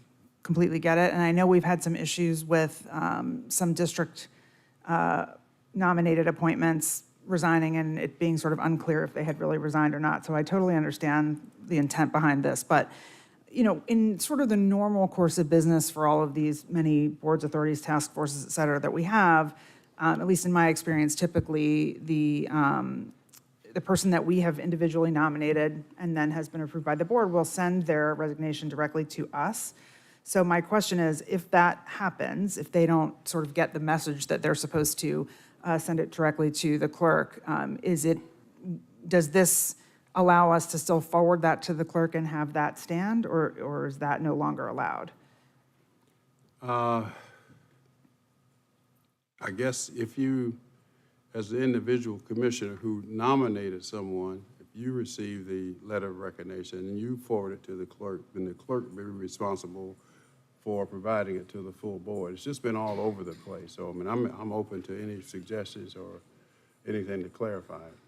Yeah, I mean, maybe we just sort of like friendly amendment that to say resignation to the nominating commissioner for district appointments, to the nominating commissioner and the clerk, so that sort of either one is fine, and we just let each other know, and then, you know, the clerk would still have that responsibility Or do of, both. I mean, to yeah. the nominating commissioner and the clerk. That's Yeah, fine. I'll yeah. accept that. And the only other question I have is, and this is just because my email is so full, is there any way to consolidate, like rather than, we have a lot of boards and authorities and task forces and all of that, and, you know, if there's what, 60, 50 something? Left, yeah. Yeah, and then each one has some kind of like an average of maybe 6 individuals on it, something like that. It's a lot of people. Could end up being quite a barrage of emails if we're getting them as a one-off every time somebody resigns. Could we maybe just have like a monthly update or available on request or something like that versus getting individual emails every time? Would that work? I mean, it's purely procedural, not changing the intent of the. It's the will of the board. We can do it either way. Yeah, I mean, that'd be my preference just because our email inboxes are already so inundated that just to sort of minimize that. Okay, But let's be clear on what you're saying to make sure she understands. yeah, I think we're, just to have if it's a monthly update on the current Sure. resignations maybe, or So instead of every time. each time, you just want a monthly report? I mean, that would be my preference, but I'm open to what everybody else thinks. I just would rather not have an individual email for every resignation. I'm not sure how many. Maybe quarterly or semi-annual. I don't think we get Even monthly? resignations that frequently. So. I Yeah. don't think so either. Or maybe it's just like available on, it is sort of now available on request. I'm fine with whatever, I just don't want to get emails for, you know, somebody else's nominee every single time. It just feels like a lot. That's all I had. But I'm good with however you want to. Commissioner Hall? Thank you, Mr. Chair. I just want to be clear on, are they able to submit it via email, certified mail, and what form of receipt notification would be provided to the sender, letting them know that their letter of resignation has been received? Any thoughts on that, Madam Clerk? We could respond with an email or a letter, whatever you prefer. So they can send it in any way, email Yes. or certified mail? Yes, as long as Okay. we have it in writing. Okay, thank you. You then will acknowledge receipt. Yes. Okay. So we're all clear. All right. Commissioner Arrington? So I think that this is certainly a good idea. I think it may need a little more tweaking because I think the issues that we had in the past or that we've seen recently is where someone announces at the meeting that they're resigning, and then maybe or maybe not later after that meeting they may or may not change their mind. And so while this is, I think, a good attempt to adopt a policy, I don't know that it really addresses the heart of the issue that we've experienced the last couple of times. And so I don't know if it's, you know, if an announcement at the meeting is good enough, or if the secretary or whoever's keeping minutes from that meeting can send it over, or, I mean, I think we may need some more discussion around that, because I think that's the real heart of the issue is, you know, they announce it there, but then they may or may not send the email to me, you, the clerk, or anybody, right? And they may just be done, right? And so, you know, I don't know if placing that burden on them, a person who may have now mentally checked out of all of it, will address, you know, again, the heart of the issue. So perhaps it's the secretary or president or chair of the committee. I think it maybe should come from either or, but I mean, I don't know. But I think it's worth some further discussion or thought. So any thoughts on how we would address that if someone just jumps up and, well, I quit, I resign at a meeting? And that happens. So I'm open. I suggest that the clerk, we notify them that to make it official, they have to put their resignation in writing via email. And if it's a full board appointee, the clerk does it, or if it's an individual appointee, we do it, our office does it, or the clerk does it. Any loopholes in that? I don't think that I don't know that addresses the issue at all. I mean, what we've experienced is disputes over whether someone actually resigned or not, right? And so, I guess the question that becomes, if someone announces that they resign at a meeting and that's part of the minutes, could those minutes just be forwarded over, or does that person actually have to send it over, right? I mean, because then now it just leaves, I think, a gap, right? It's a hanging chad. That what you just said probably solves it. If the minutes should reflect, if someone says, I resign, and it should be in the official minutes, then those minutes could be forwarded to the clerk, and then the clerk to us. And so that would either be by the secretary or whoever's keeping minutes from the meeting, but then that would alleviate the requirement of the person, or maybe it still could be an option. I don't know. I mean, it could be either or, Both, yeah, right? Yeah, that makes sense. I mean, I think that's we got to keep, because that happens. So we clear on what's being said? Okay. I mean, I'll accept that. All right, Commissioner Thorne? All right, Vice Chair? Chairman, I do believe that we may need to hold this, and I'm going to tell you why. I was in support of this, but I'm going to tell you my issue with this. My issue with this, and I'm thinking about the reparations task force, I'm thinking about the emotionally charged environment. I'm thinking about the fact that at that particular time, Commissioner Hall's appointee was alleged to have been bullied online. The woman's daughter, a minor daughter, was called out her name, and she sent a resignation, and she sent it out of mental anguish, I would suspect. So if someone, depending on the political climate at that particular time, says it during a meeting or sends it, to all of us, if we're going to have an ironclad procedure that says, okay, well, you sent it to me, that's good enough, or you sent it to me and you sent it to the clerk, that's good enough, or you sent it to me, you sent it to the clerk, and you said it in the meeting. I think we are not as well defined on it right now at this point for me to support this. I would humbly ask that we hold it, because it looks as though some of the colleagues are having a little hesitancy, or they need more questions asked. So I would just humbly ask, Chairman, if we could hold this. I have no objection to holding it, but now while we're holding it, who's going to do what to incorporate everything that's been said today? I am willing, as the Vice Chair, to work with any of my colleagues and take that task on to incorporate everybody's opinions and thoughts and bring it back to everybody, bring it to everyone before the next meeting. Okay, all right.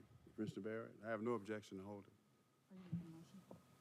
Yeah, I was just going to say that if the friendly amendments that were today, I guess it could be reworded to include those as the starting point. Yes, Commissioner Arrington, no problem, we'll note it. Mr. Barrett? I mean, I'm willing to go along with holding, so I can hold my comments. Okay, all right, without objection, we'll hold. Next item. 240655, request approval of a resolution to ensure free accessibility to Fulton County records by county officials and employees as needed to fulfill their public duties and functions and for other purposes, sponsored by Commissioner Thorne. All right, Commissioner Arrington. I guess I need to hear from Commissioner Thorne on this. I've been here 10 years. I haven't had any problem getting any records, so I don't understand the necessity of this. Okay, Commissioner Thorne. Well, you must have a special privilege around here that, my office hasn't had so much luck in the short time that I've been here. And I thought I was kind of a one-off, but the more I see other offices or other departments also having issues getting records, and task force members and committee members, we task our boards and authorities and committees and task forces to oversee and do the work of the county. And it's frustrating if they can't get the information they need to see, to make decisions on the very boards or the departments that they oversee. And of course, I want the access to the documents and information needed to do just their work. It's not a blanket. They can't go out and get work information that doesn't pertain to what they're working on, and it has to have reasonable limits. And it's gotten to the point, even in my office, where I've contacted the county attorney asking, do I need to do an open records request because they're not responding to my request? And fortunately, eventually I will get the information, but it may take me weeks and several emails to follow up to get the information that I need. So that's the reason for this resolution, is that we're requiring that staff be timely and accurate when responding to our requests. Thank you. So I think there's a fine line between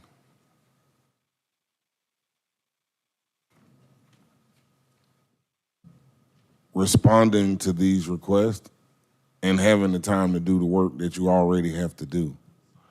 I really want to go back to IT because, I want all open records information to be in a database where anybody can go pick it and choose it at any time. I think the answer is more technological than legislative, right? I mean, there should be a database of these items. And if you want item A or item B, you should be able to go to that database, choose the department, choose the item, right? And so I don't know that a legislative response is the answer, and I'm worried about the number of requests that might come in, and do people or departments have the capacity to handle the number of requests? Some people are obstructionists. Some people will just send you looking for stuff all day, and you'll never be able to get any work done. And so we've got to guard against that as well. I can imagine now our elections department getting requests 2 days before the election, and they got to respond. And I'm not going to be able to support this. But I do think there's a technological answer that might be able to help provide the type of access that you're looking for. I don't know. I guess I just used the magic word, please. I would agree with you. I wish that we could post everything online and just make it available, but there are certain things that you probably have to weed out. For example, emails, communications, that type of stuff. I mean, I've requested, can you show me the email that you sent out to everybody? Because I'm getting complaints, and even getting a simple email it would take me 4, 5, 6 days and a lot of follow-up to get that email. So I don't know if we necessarily want to put all our emails out there, but definitely records. I heard some complaints on the reparations task force. They thought maybe they were getting stonewalled on some records at some point in their request. It'd be great if we had a big digital database that we could keep secure and that people could pull stuff. But there is time in compiling that. So I do think for the general public, charging for open records requests is still a good policy to have in place because it does take time and you don't want the frivolous, as you put it, the obstructionist constantly bombarding our departments. But I hope people that we appoint to boards, task force, and committees understand who they are overseeing, and they are not going to be obstructionists, and they are not going to bombard them with numerous requests, especially right before a busy season for a department. You have more faith than I do. Okay, Commissioner Barrett? Well, I appreciate the sentiment, but hope is not a strategy. And hoping that they won't bombard them is not a strategy. So I have a couple of issues with this. I think, first of all, the headline is sort of a little misleading because it doesn't get to everything that is actually contained in it. But I think there's two things going on. One is you're sort of elevating the status of all of the people on the boards, all the appointees on the boards, authorities, task forces, commissions, et cetera, to be this, equal to a Fulton County employee or to one of us in terms of getting information, which I think does open a lot of, potential can of worms in terms of what other rights and privileges that might afford them. And also, operationally, I see a big problem because now we're putting the county attorney's office, and Madam County Attorney, feel free to weigh in if you like, but I feel like we're putting the county attorney's office in the position to know who is on the board, authority, task force. So they've got to have access, communication with the clerk to determine who is currently active on any given board, authority, task force, et cetera, and then what the realm of related business information is for that particular board. What data should they get? Because you're saying it should only be relevant to their job. So now the county attorney's office not only has to redact and get the information, but they also have to be gatekeepers to determine if this should be free and if it is relevant to the business of that board or commission. And I think it's really important to note that we appoint these people to these various boards, task forces, and authorities, but that does not give them any independent powers, just like we don't have independent powers. We can ask anybody, as individuals, individual commissioners, we can ask any question we want to anybody in the county, but we can only compel them to act as a body of 7. And that's true for these boards, authorities, and task forces as well. They do not individually have independent powers. And so if they want information, let's take registration and elections as an example. If they want information from the department and they've asked individually for it and been either told no or it's been slow or what have you, they can work together as a board and vote to get that information from the department. So they have the ability to get the information for free by a vote of their body. If the body does not agree and compel the department to provide that information, then they are back to being an individual citizen and should pay for the open records request the same as any other citizen. So I think it's important that we hold that line and not allow independent powers to be assigned to anybody, even as it relates to something as, you might say as sort of not important as a data request, as an open records request. So I think, we're really crossing a line here in terms of what an individual's power is on any one of these organizations. So for that reason, I can't support it. So this is complicated. Let me ask a general question. And I think we need to understand what the process is for open records requests, what it costs, how it's currently being done, handled? Because I've had issues because I haven't asked for any open records requests, but I get complaints about the time that it takes. But the general question is, what problem are we trying to solve with this? That's the question.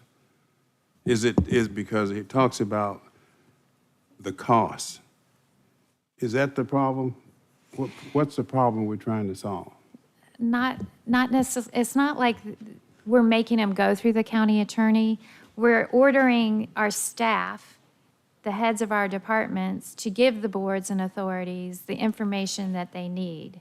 So that way, it's not the county attorney going through and fulfilling like it's an open records request. Currently, if you can't get the material, then yeah, you have to go as a private citizen and you have to pay to get publicly available information that you need to perform your duty on your task force, committee, or board. And I think that's unfair when the staff should be providing that information to those boards, authorities, and task forces.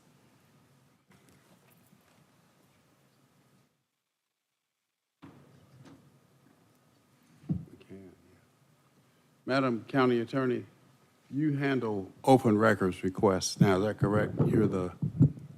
They're coordinated out of our office, and we do send out the requests to the custodial departments throughout Fulton County. So when a request is made, an open records request, it comes to you, someone in your office? Yes, there is a software program that sends it to the open records custodian who resides in our office.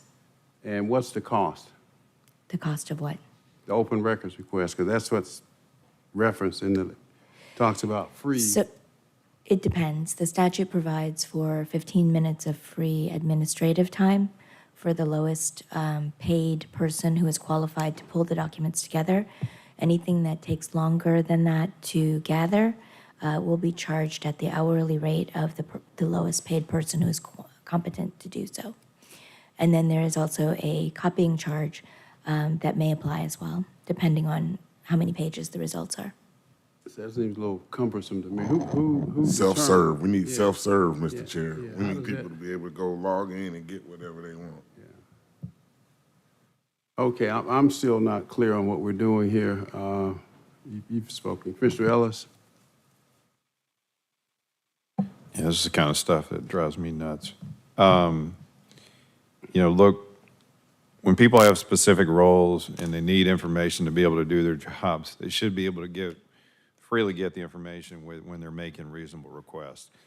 And if we have somebody appointed to a particular, there are some of these boards and authorities that do have some distinct powers that are separate and distinct from us, that they're required to act, and they are meaningful. Some of these are state mandated boards and authorities, and I'd be fine restricting this to those particular entities because they have some specific functions which they have to play. And the staff in those cases, or if just like on this board, if I would not want to be in a position where if I have a particular viewpoint and I'm looking for information and maybe the rest of the board doesn't have the same viewpoint as I do have on a particular issue. I would not want our management team and collectively the rest of the board to be able to vote and say, you can't have that information. That's not how government works, right?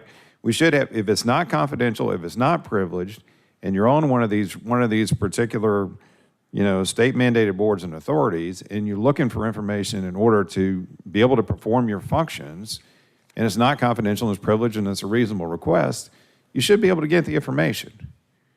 And, that should be happening anyway without a policy, but I'm supportive for this because I think it just, states what the intent should be in terms of how we should operate anyway. So I'm fine as it is, but also if you wanted to restrict it to state mandated boards and authorities, I'm fine with that too.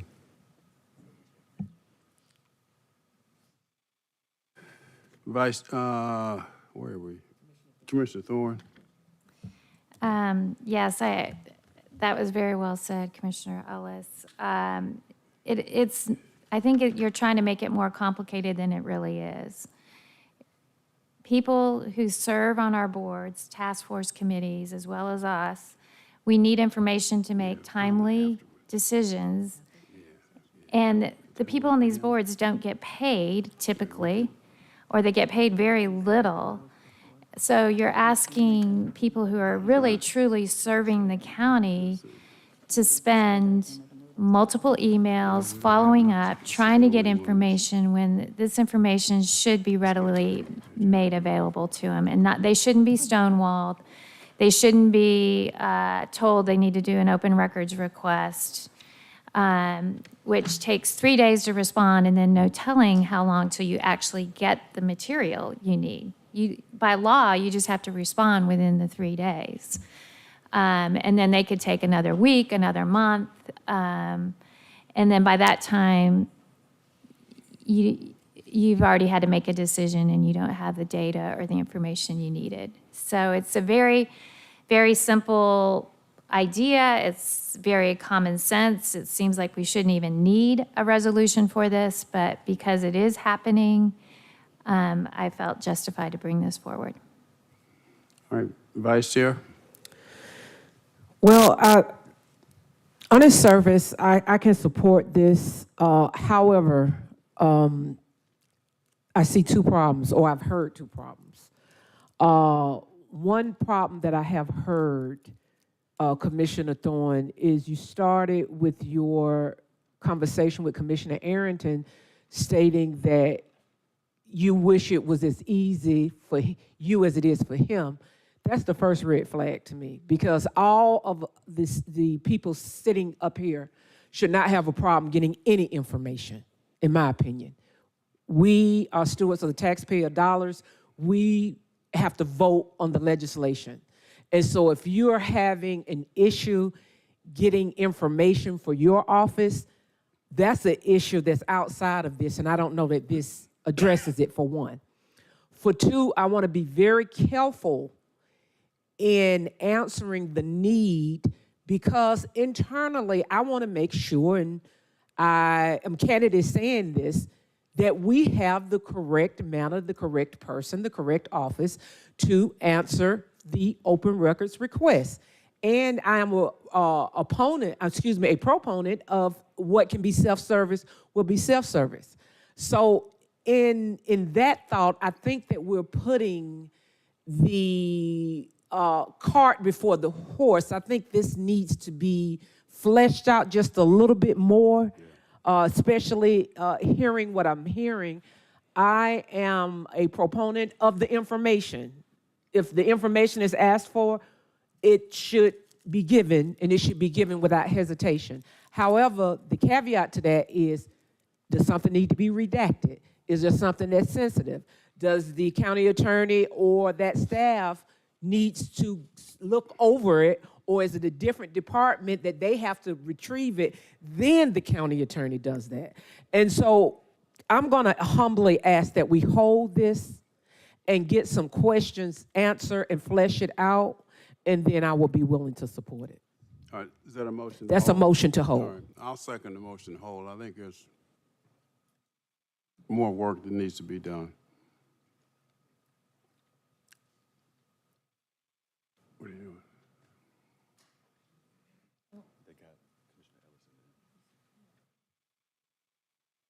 All right, anybody want to speak on the motion to hold?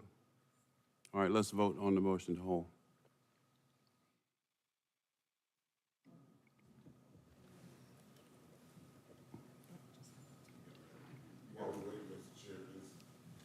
I wonder if IT can speak to the possibility of the database idea. You brought that up before, if I recall. Good afternoon, Commissioner Arrington. So, I mean, I think there's always a possibility of pulling together this type of information can be made publicly available. I think we would start by, do we look at the trends of public records requests that have come in to know where we target the data sets that we would then build for future retrieval? Something I've looked at other local governments was typically, if one public request is coming in, others are asking for very similar data. And so we were looking to then just post those available, since we already fulfilled the request, for others to consume. It usually was media outlets looking for information, and then we would just make that readily available so we weren't churning through the same requests over and over. But I think it's a matter of probably some kind of a workshop to say, these data types are publicly available, they don't require redaction, they're something we can post as we do our normal course of business, and start to build something out in phases. Email can get a little challenging because there is typically some form of redaction required, depending on the sensitive nature of emails being sent back and forth. And that's something I would want to, partner with the county attorney's office on as well. All right, motion on the floor is to hold. Where, now, Madam Clerk, what's going on?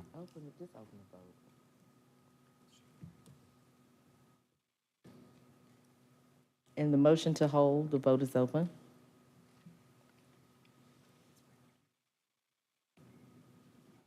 And the motion passes, 5 yeas, 0 nays. All right, next item. 240656, request approval of a resolution that any unbudgeted financial impact to Fulton County resulting from failure to comply with the purchasing code and other procurement requirements shall be deducted from the budget of the non-compliant department, office, constitutional officer, or elected official, or offset by reduction to subsequent fiscal year budgets and for other purposes, sponsored by Vice Chair Abdul Rahman. All right, you want to explain what we have here, and then we'll go to Commissioner. All right. What this legislation seeks is to address the recurring need of various county departments and offices that, due to circumstances that may arise for any number of reasons, find it necessary to spend beyond the limits of their budgets, sometimes creating a burden on taxpayers to cover debts or responsibilities created outside of their budgets. Understanding that regardless of how the debt is created or the circumstances that lead to the financial shortfall, there are times that the taxpayers of Fulton County will have to definitely honor the contractual responsibilities created by the office or agency. In those times where a majority of the Board of Commissioners deems that it may be appropriate, the additional funds, if advanced, may be returned to taxpayers through a deduction from the office or department's subsequent budgets. I hope that the offices and departments will engage the county's purchasing department to alleviate the need for the board to take action in matters covered by this legislation.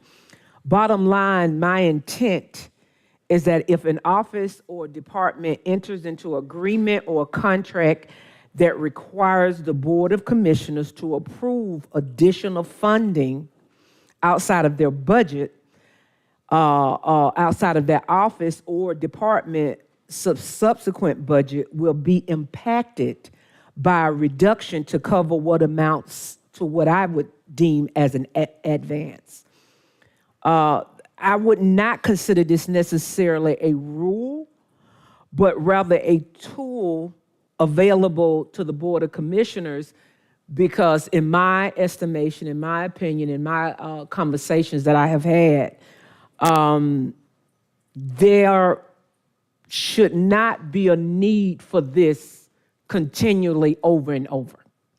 However, if the need does arise and the board is being asked to give additional funding outside of the allocated funding, then the tool for subsequent budgeting to be deducted is a fair tool for the Board of Commissioners to deem appropriate if that is the case. And this is the meaning of this legislation. I would hope I would get support from my colleagues. All right, Commissioner Arrington.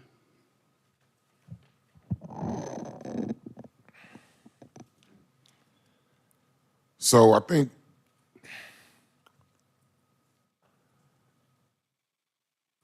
I think if we were to approve this, we would be cutting off our nose to spite our face. I think that we already have the power to reduce a subsequent budget. Approve it or not approve it, reduce it. We already have that power. If someone overspends, then we can say, well, in the next budget, we could just vote not to approve that amount if we wanted to. But I think even taking a step back,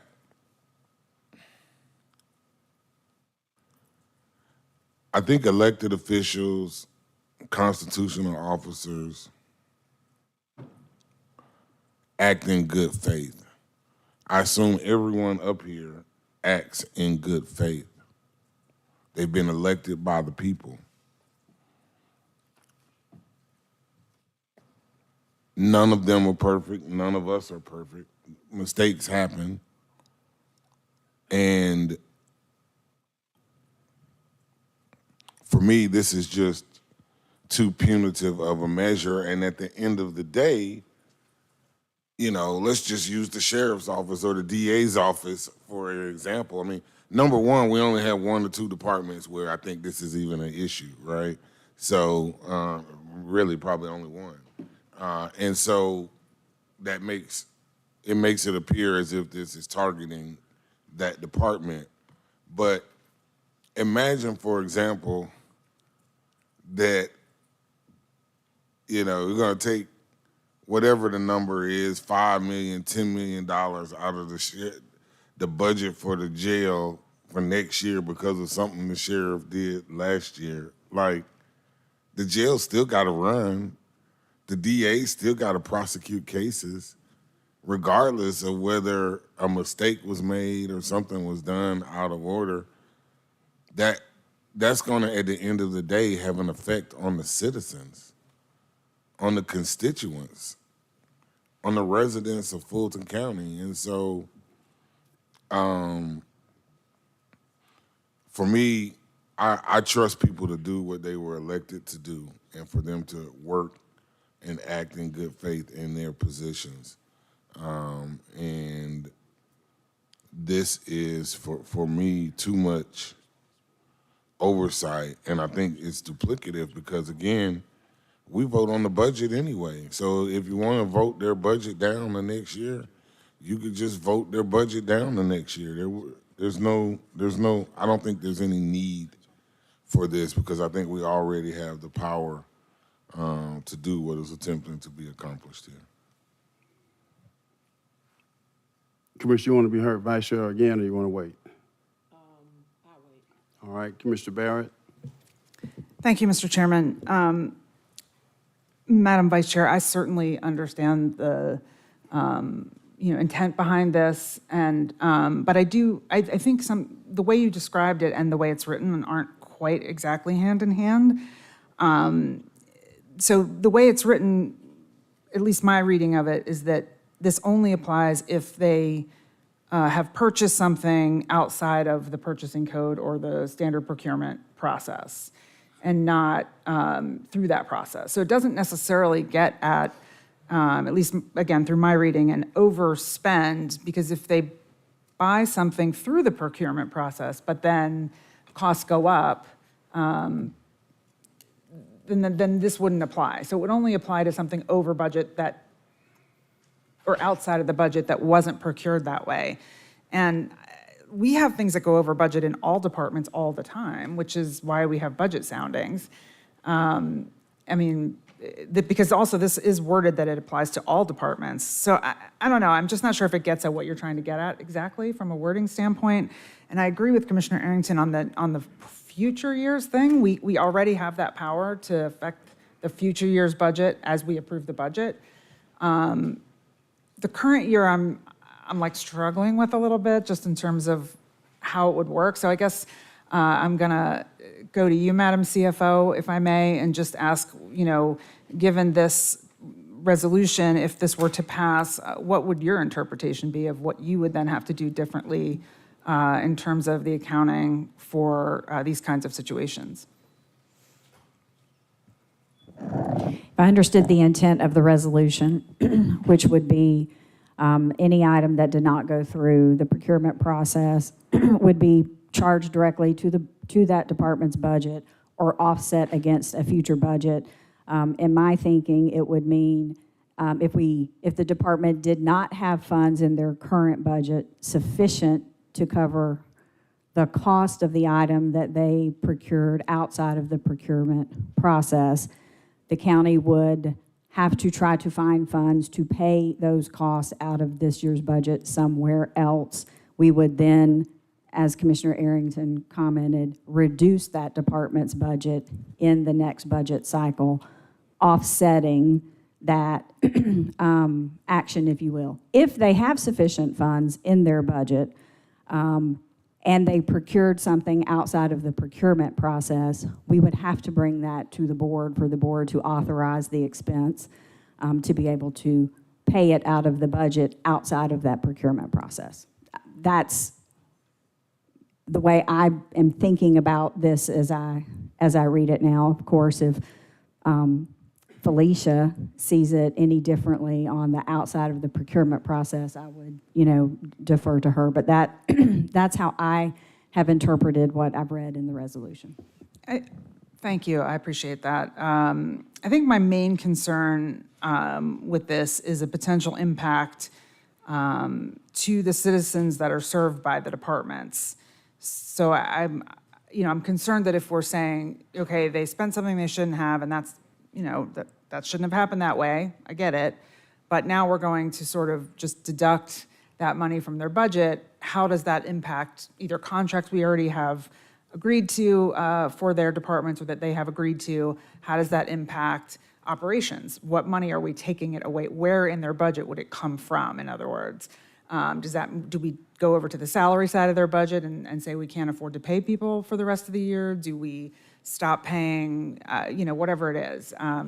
The electric bill, I don't know. What are we talking about here in terms of where that money would come from? And is there a potential impact to the level of service that we are providing in any one of those departments, be it probate court or, sheriff or any one of our departments?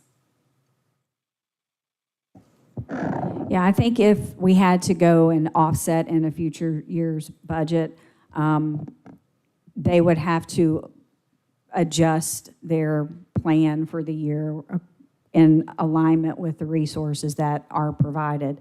So theoretically, it could be any of the things that you suggested. It could be a reduction of services already planned. It could lead to perhaps not filling vacant positions or not backfilling positions as they vacate during the course of the year in order to continue to operate the department within the resources that are provided within the budget.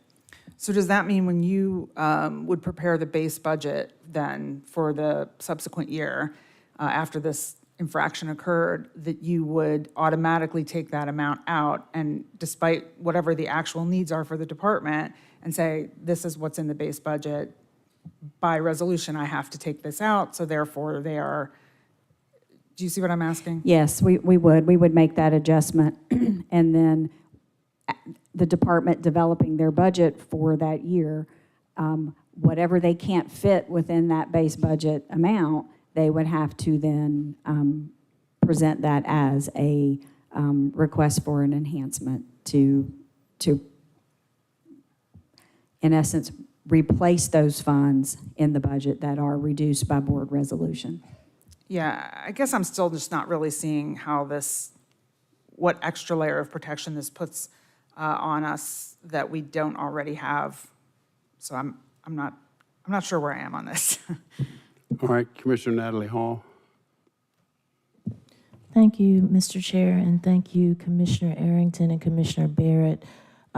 You covered a lot of my questions, except for the fact that after watching 13 years of Board of Commissioners meetings, there have been many times when not only what's named in here, constitutional officers, elected officials, departments, and offices have come before the board about unbudgeted purchases because things arise at times when they don't expect it and they need something that they just need. And we approved it without any problems. And so I'm a little confused about exactly what are we addressing here. Is there an example of something that has taken place that falls under this particular resolution? Is there something that has happened in the past? Maybe I missed it.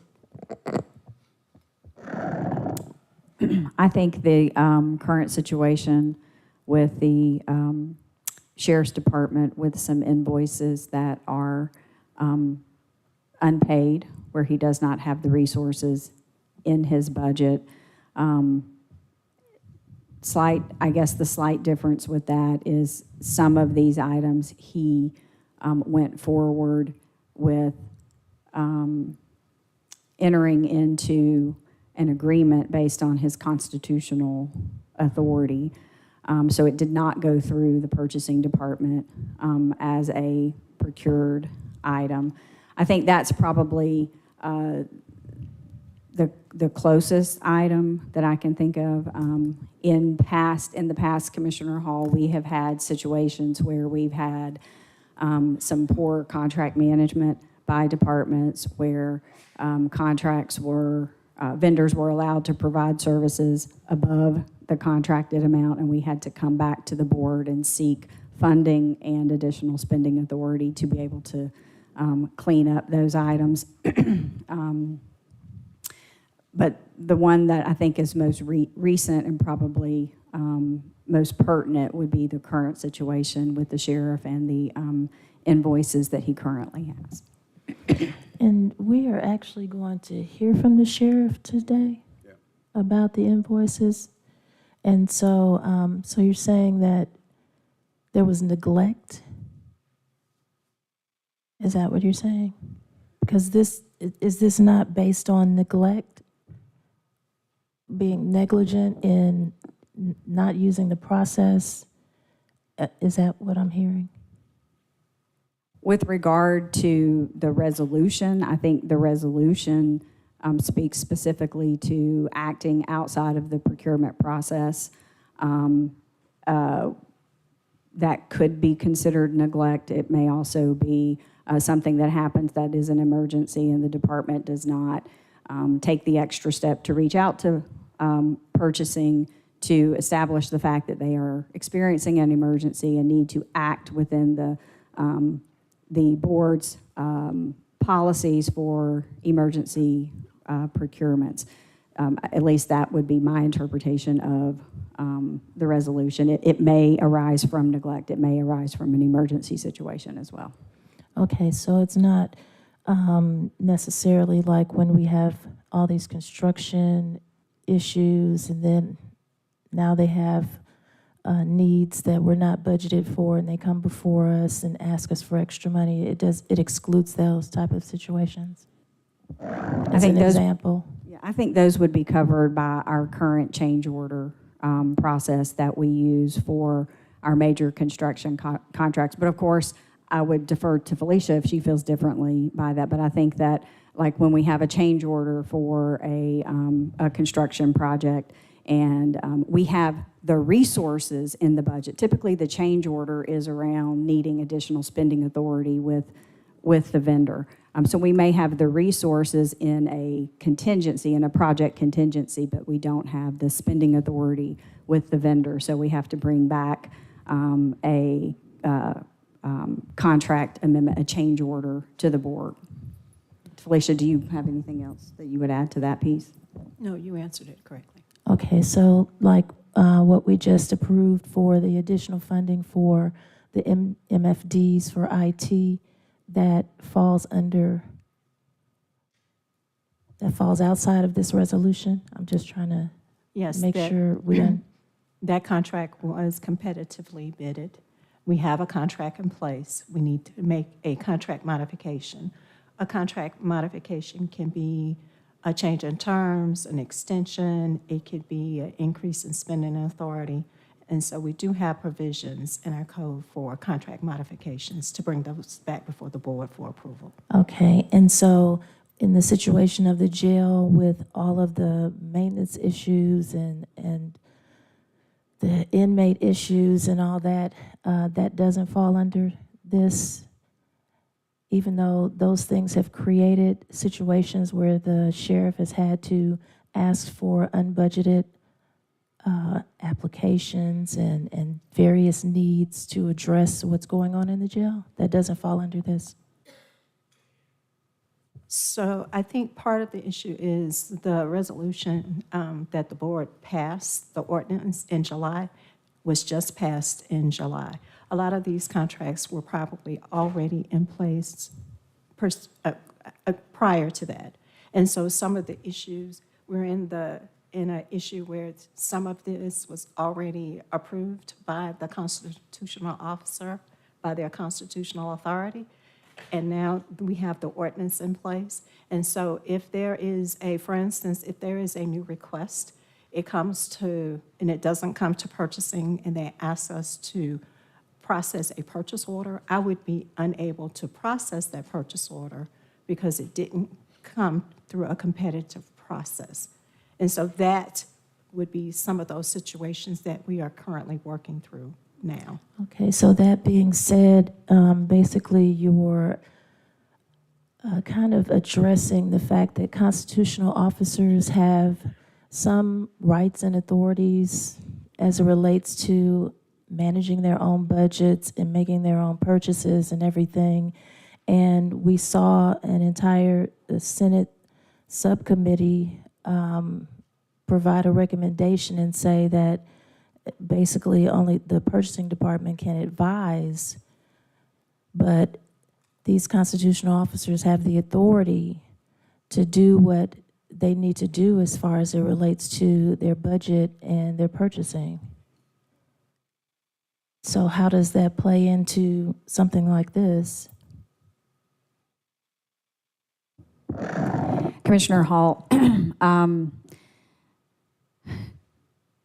constitutional officers do have the ability to enter into certain types of contracts.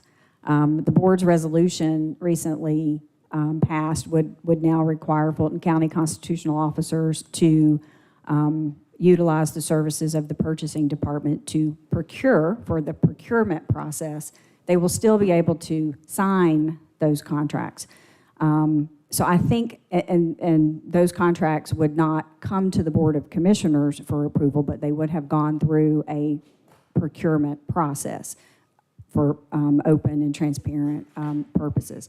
I think this resolution is really trying to address things that do not come through the purchasing process at all. And the elected official, constitutional officer, or department head, county department head, because it does apply to all of them,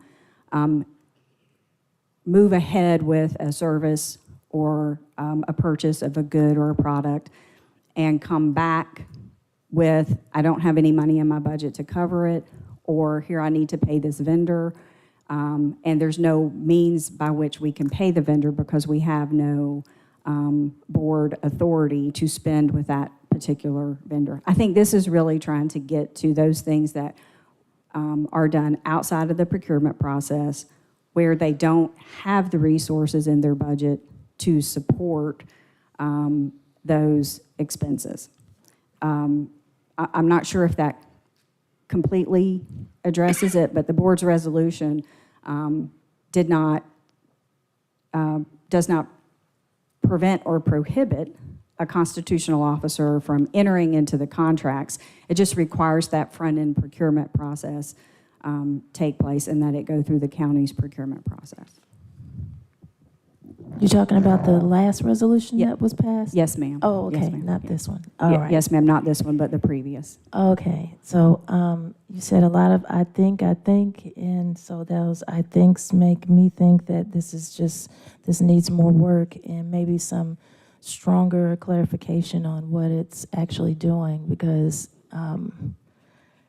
there are a lot of questions. Thank you, appreciate it.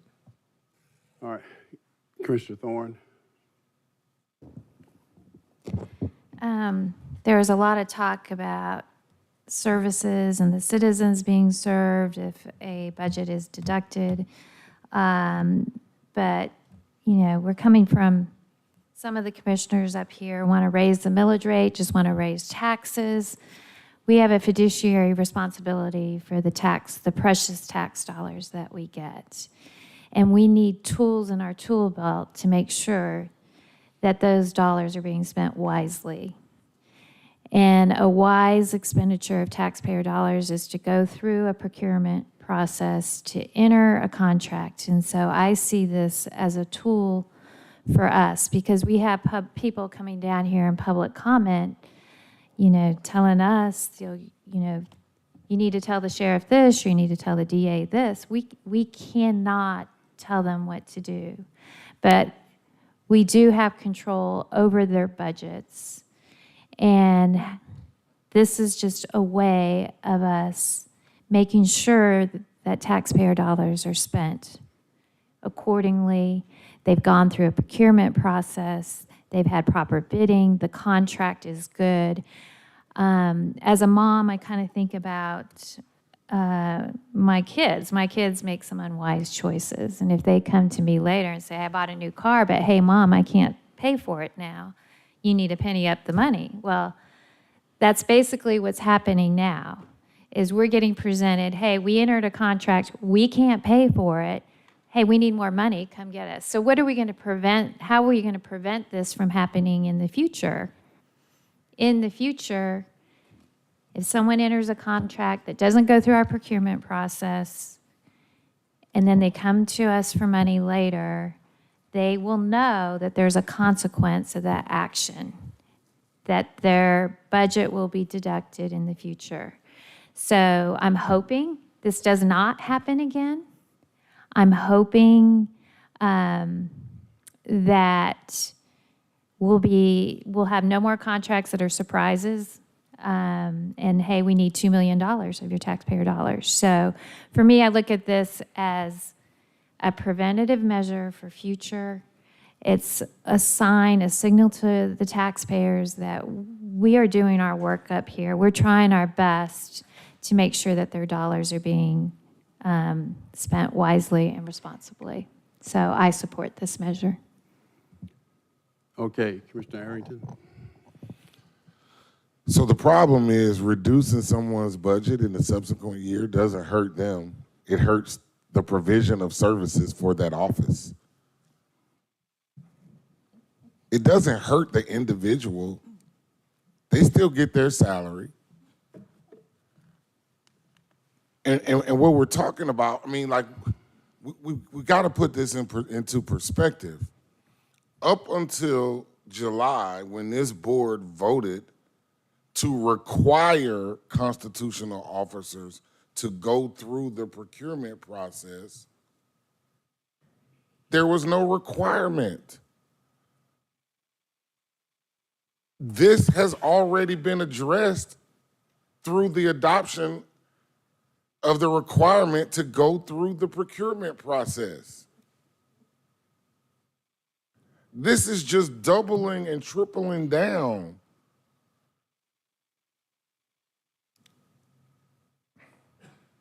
How many, Madam CFO, how many elected officials or departments, or how many constitutional officers do we have that did not have to go through the procurement process prior to the adoption of the July resolution that requires everyone to go through the procurement process?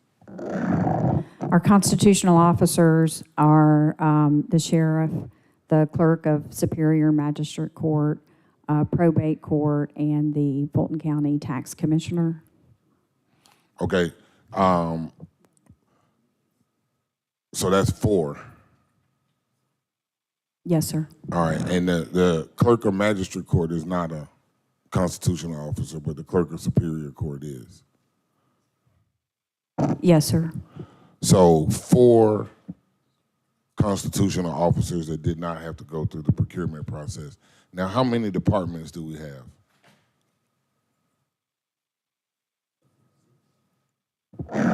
I have to count them. It's in the mid-40s. The mid-40s. Mid-40s, yes, sir. So less than 10%. So 40 plus 44, it might be more than 40, but 40 plus 4 constitutional officers is maybe 44 people. And so we're trying to address something for less than 10% where there's only been an issue with the sheriff's office, right? And these people, these constitutional officers had the power to do this prior to the board's adoption of the July resolution. So doesn't the July resolution require constitutional officers to go through the procurement process? It does.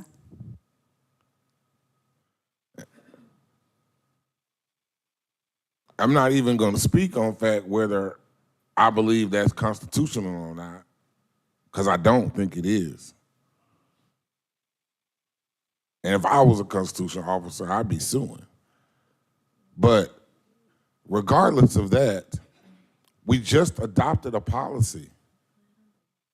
We just adopted a policy requiring those constitutional officers to go through the procurement process.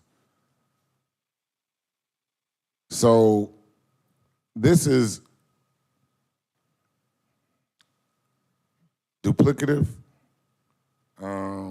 it's unnecessary, and we have the right, we vote on the budgets every year. If we want to vote someone's budget down, we can vote their budget down. Again, I don't think it hurts them. I think what happens, we get in the moment and we get caught up and we're like, ooh, I'm gonna get them. But them is the people of Fulton County. Let's just say, for example, you cut the sheriff's budget by $5 million next year. The people that are at jeopardy are the inmates at the jail and the people at the courthouse. That doesn't hurt the sheriff. I don't care who the sheriff is. That's not going to hurt him. This is an attempt to punish an individual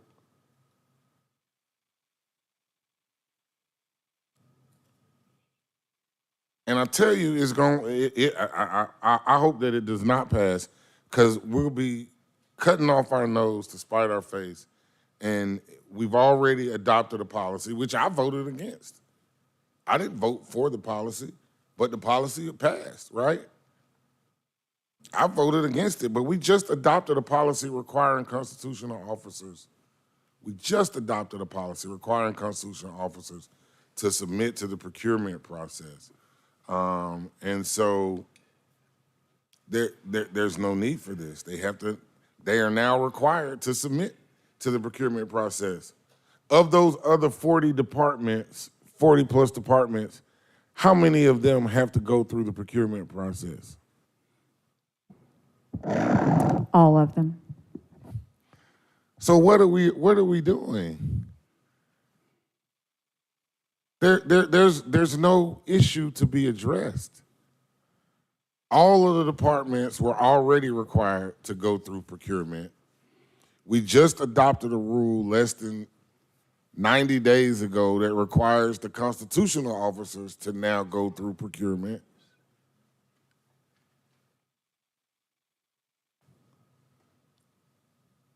This doesn't make any sense to me. All right, Commissioner Ellis, then let's vote up, down, or hold, or something. All right, Commissioner Ellis, you I'll have try the to be floor. quick. So in our traditional process, when in a department, constitutional officer, elected official, whatever, but some budgeting unit feels like they have the need, that they've got a need that's going to exceed their budgeted amount that they've been allocated in that particular year. We have a soundings process, correct? Yes, sir. Right, and that's what we follow, and those are done in anticipation of, not after the fact, correct? They should be in anticipation of. Right. Yes, sir. Right, that's our general process in which we work. All right, we did pass some provisions to the purchasing code, but there are sort of two distinctive issues, right?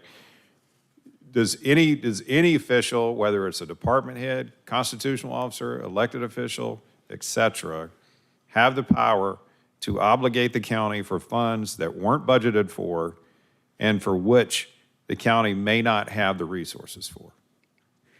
Is there any power in the Constitution that permits that? State constitution or otherwise? The answer is no, okay? So yes, we have, this is an unusual piece of legislation or a statement of policy, but, events happen which call for that to be spelled out. I'm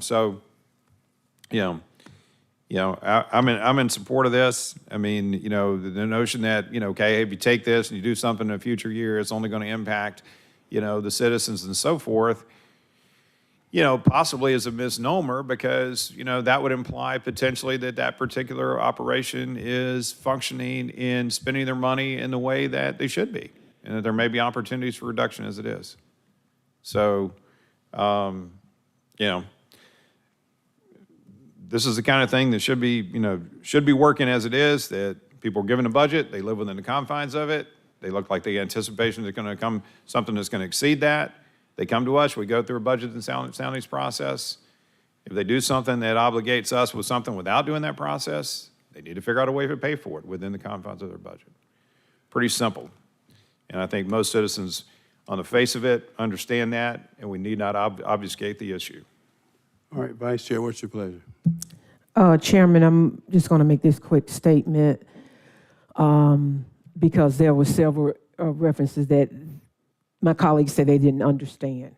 And so let me be clear, this is accountability legislation, and it provides the BOC a tool to help the county to be good stewards of taxpayers' money when the offices, departments spend over their budget and know that they do not have the money. We have procedures in place, we have protocol, we have all of that. But you know what we have is a duty to the taxpaying citizen of Fulton County. And so this is accountability legislation that is only a tool. We know the individuals up here from one end to the other know that things can happen. That's the reason you come towards the board and you ask for what you need. But when you create a situation where the taxpaying citizen of Fulton County will be on the line and have to pay, then we need to have something in place to make sure that you are a good steward as well. Accountability legislation for the taxpaying citizens of Fulton County, and I ask for the vote, call for the vote for it, because this should be a no-brainer, sir. Are you making a motion to approve? Motion to All approve. right, is there a second? Is there a second? All right, properly moved and seconded. Commissioner Harrington? So, Madam County Attorney, how would this work? Because these contracts that we're talking about, that this legislation is aimed at, was done at a time when there was no procurement process. So would this be effective starting next year? I mean, because you can't go back and try to punish someone afterwards and say, oh, we just changed the rules and now we're going to punish you. If the rule was in place and then someone violated the rule, then it makes sense, right? But you can't say, oh, well, we just changed the rule and now you violated it and now we're going to deduct your budget the following year. That's not fair. That is inherently unfair, right? Hey, I disagreed with the rule change, right? But if the rule's been changed, I gotta live with it. We all gotta live with it, unless there's a judge that tells us otherwise, right? So that's fine going forward. But I don't think you can retroactively apply this to a decision that was made at a time when there was no requirement to follow the procurement process. So thank you, Commissioner Arrington. I did not read the language of the legislation to seek retroactive application. The way that I read it and the way that I would advise application should it pass is prospectively. I think the only kind of retroactive, I don't want to use the word retroactive, the only way it would apply to contracts prior to the board's resolution regarding constitutional officers observing our procurement rules is if it were a non-constitutional officer who went outside of procurement for whatever reason, then it would apply then. Otherwise, as to constitutional officers, I would expect its application, should it pass, to be prospective after the last resolution creating the requirement. Okay, so the long and short of that is it won't apply to these existing contracts that we are debating over how, when, and if we're going to pay them. I believe your question is, should it pass, would this apply to constitutional officers' contracts that were entered into outside of the procurement process before the resolution requiring them to follow the procurement process passed? Then my answer is no, I do not believe it would apply. Okay, thank you. All right, the motion on the floor is to approve. Let's vote. And the vote is open.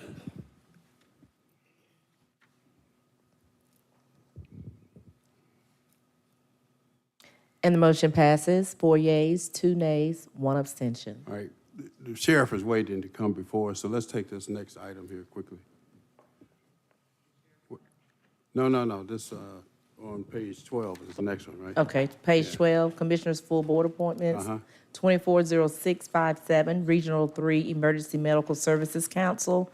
Chairman Pence has nominated Alex Robles to replace Matt Collimeyer for a full board appointment to an unexpired term ending June 30th, 2026. All right, motion to approve by Commissioner Thorne, seconded by Vice Chair Abdur Rahman. Let's vote, please. And the vote is open.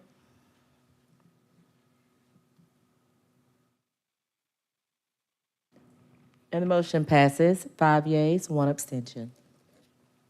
Commissioners' presentation and discussion items, 240613, open records request, sponsored by Commissioner Thorne. Commissioner Thorne, do you mind if we hold that one until we take up at the next meeting, the other matter dealing with open records? Mr. Chair, I guess I'm just wondering how long this item is going to take. It's 12:45 now. I imagine this is going to take a while. Well, I was trying to accommodate the sheriff. He wanted to do it before executive session. I can go. I mean, I'm fine with doing that. I just imagine that's fine. We'll just go ahead. Okay. Well, let's limit our remarks here. Where is the sheriff? 240614, Sheriff's Office Outstanding Invoices, sponsored by Chairman Pitts. All right. This motion, as is stated here, motion was made by Commissioner Arrington and seconded by Commissioner Hall a couple of meetings ago to allocate that $2.137 million to the sheriff's office. The motion failed, so it's back before us, and there are a couple of other items here to deal with the sheriff. We'd like to hear from the sheriff. He's graciously agreed to come before us today. Where, is that him? Him. That's not him? Huh? Oh.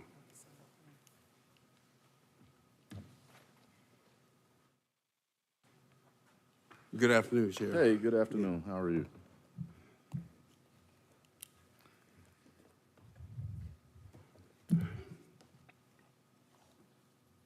You want to address this first one, and then we'll talk about some of the other things.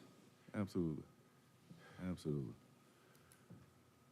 So first, I don't know if you want to call it, Mr. Chair, or if it's already been called, but first let me offer our condolences, Commissioner, on the loss of your family member, literally, both work and personal. So we appreciate the service that Fred offered. So our hearts and condolences go out to you all. So thank you. I understand there are some questions given the last board meeting and my review of it. So I'll start there if we can. There are a couple of things that, and I appreciated, Commissioner Ellis, your response to Mike on yesterday, our Chief of Staff, with respect to as you put it, the and I guess in this case, we meant the office, not the department, the questions have been unchanged as to what has been done, right, over the last several years with respect to some of the things that, from a fiduciary perspective, what that looks like. And then secondly, you had a question about some of the assurances that we have put in place with regards to making sure this doesn't happen again in terms of where we are, and then the adherence to the new county policy with respect to purchasing. So with that in place, I want to make sure I accurately summarize that. So if that is accurate, I will proceed to answer those questions. This is via an email the commissioner Okay, had. I wasn't privy to what y'all are talking about here now. What's Yeah. before us now, though, is this 2.137. I appreciate those remarks, Sheriff, but I think maybe just, probably everybody on the board's got specific things, and maybe, Yeah, the chair, it's your discussion item, so maybe you want to Yeah, get it. let's, can we deal with the 2.137? So that is a motion that was made by the commissioners to Correct. address some of the shortfall. I want to make sure we're on the Correct. same page. And how we got here, I guess, is some Yes, of sir. Yes, sir. the conversations to be had. And certainly, that one, let me make sure we are level set how we got here. If you recall, part of the onboarding of a third-party security company was discussed publicly. We made this decision. We decided to move forward. The company only provided in 2023, at the initial onset of the actual engagement, they only provided certain numbers of staff. They did not scale up to 84, 87 as the contract actually indicated. At that point, we then turned around and asked for the same funding, inadvertently, not doubling the funding, which should have actually occurred in the 2024 budget. So at that point, Mike was notified by Hakeem that there was going to be a shortfall. And we immediately tried to engage the board through a mechanism to come before you to include executive session on the second funding item, which was approved through the county attorney to bring to executive session with respect to Leo Technology. And so those things are how we ended up here. Ultimately, at that point, understanding the funding would not suffice through the rest of the year, we asked to be on the agenda. At that point, we were pulled off the agenda, and we subsequent to conversation with Madam CFO for the reasons she thought were, and she certainly can speak for herself, would become a sounding item and not necessarily a discussion item. Secondly, so at this point, we had engaged twice to come before the board to have the conversation of how we got here. And so that in and of itself, at that point, Mr. Schultz engaged and asked, listen, if this 2.1 is sitting in non-agency, let us certainly use that, which was some of the conversation at the last board meeting, and ultimately, if I'm not mistaken, part of the recommendation from the CFO to encounter that piece. So that's where we were, and that's how we got here. So included, the 2.137 will pay for that Leo Technologies? Leo Technology. And the other one, what's the other one? Security company. Those two? Third-party security company. Okay. And, well, Strategic is the name of the company. I think it was a little short, Mr. Chair. I think the request was for like 2.2, but there was 2.13 identified in money, in funds by the CFO. So that's why I just said, if she's got that, let's at least authorize that, and we can, try to circle back on the remainder. Okay. So that's what's before us. So what's your plan? Yeah. All right. All right, Vice Chair, you have a question? Thank you, Sheriff, for coming today. So for the listening taxpaying citizens of Fulton County, what I'm going to ask you have you exhausted all the resources to identify the funds to pay these debts that you're asking us to pay? And that's a great question. And so, and which I also think is in line with Commissioner Ellis's question from last board meeting, which is not only have we made over 105 adjustments to line items, that represents almost $18 million in and throughout our budget. And so we also brought on, I hate to say, I won't hate to say, but we actually goes back to what Commissioner Ellis asked, how do we move forward? So we brought on Monica Jones, who was at one point the assistant budget director, or I'm not sure if that's the right title, for the county, who has 18 years of experience to really make sure we level set this. So we've done our due diligence and scraped for every penny we have.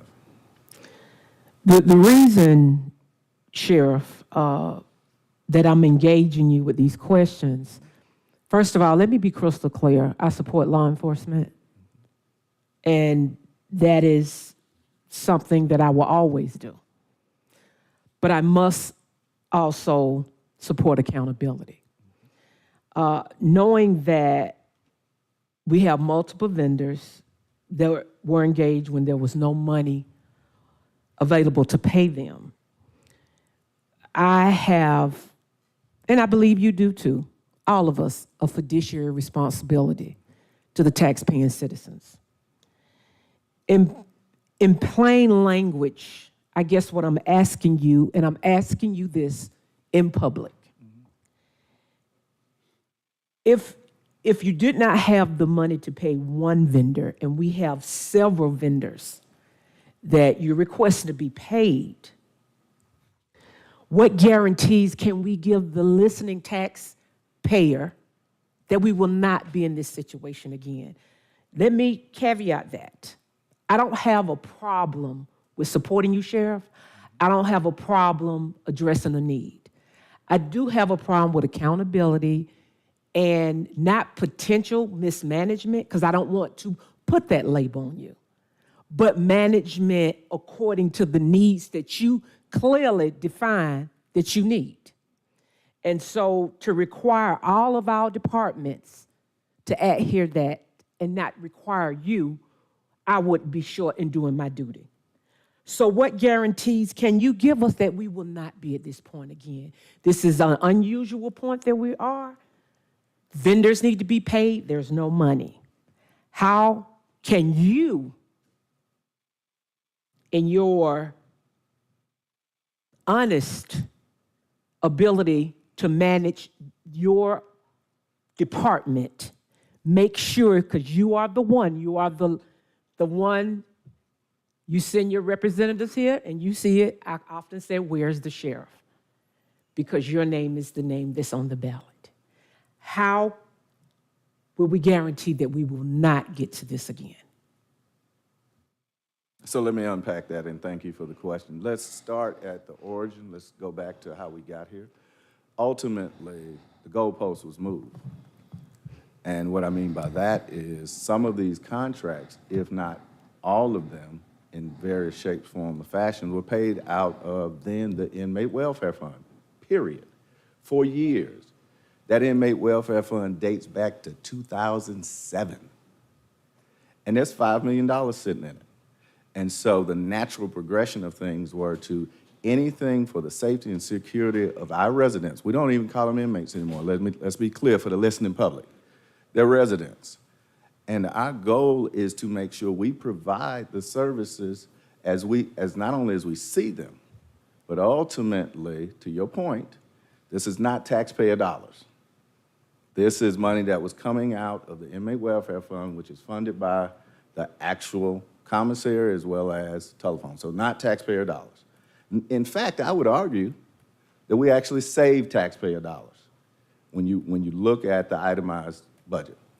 To that point, then the funding was cut off. But I would not be doing my job as sheriff to protect those residents and the women and men of the Fulton County Sheriff's Office if those two high-dollar items, Leo Technology, which has analyzed more than 63 million data points and really helped interrupt contraband flow into the facility, hence making our residents that much more safe, and or providing additional tower officers, which we were not able to do at the time. And so I continued in that knowing that we were providing a safer environment. That was our goal from the start to finish, and now where we are. I tried to come to this board and to this body on 3 separate occasions to include executive session and explain this. And so some of this fell on deaf ears. Some of it was pulled off the agenda, right, for whatever the reasons were. And so to that extent, we will continue to fight for our residents, for our employees, and for our community. Sheriff, if I am correct, and CFO, you can correct me, the entire amount that is requested in all exceeds what's in the inmate welfare fund, if I'm not mistaken.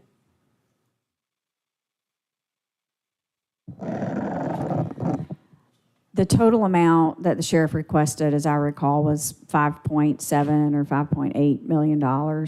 We have already expended some of the resources that were carried forward when the inmate welfare fund was closed last year. I don't know that the total amount, the $5.8 million, could be covered with what's remaining from what was carried forward.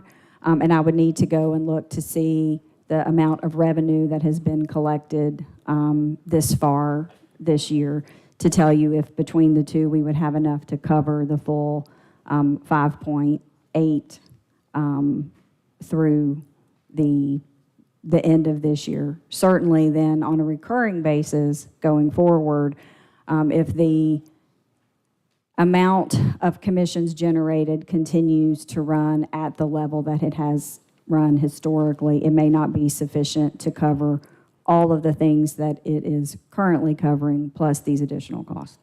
Okay, so Sheriff, therein that lies the problem for me. Because let's say for the sake of conversation, that the inmate welfare fund was available to you to pay all of this, you would still not have enough funding, to my understanding. Yeah, let me push back. I would like for Madam CFO to get the actual numbers, because I would push back and say not only is the funding there, plus any contingencies, the money's there. To quote one of the commissioners, the CFO knows the money's there. We know what we transferred. Here is something else that needs to be also considered, and that's something that the chairman brought up last time, is that simply because we transfer this doesn't mean that all of those monies are not, or those inmate welfare funds should be used in this manner. That's true. So that is a large issue that we have to consider. Also considering to what Commissioner Barrett said last meeting, is that $2.1 million was sitting over there in a non-agency fund for the sheriff's office. We should be able to use it. That has traditionally been a stumbling block that we need to hopefully move past.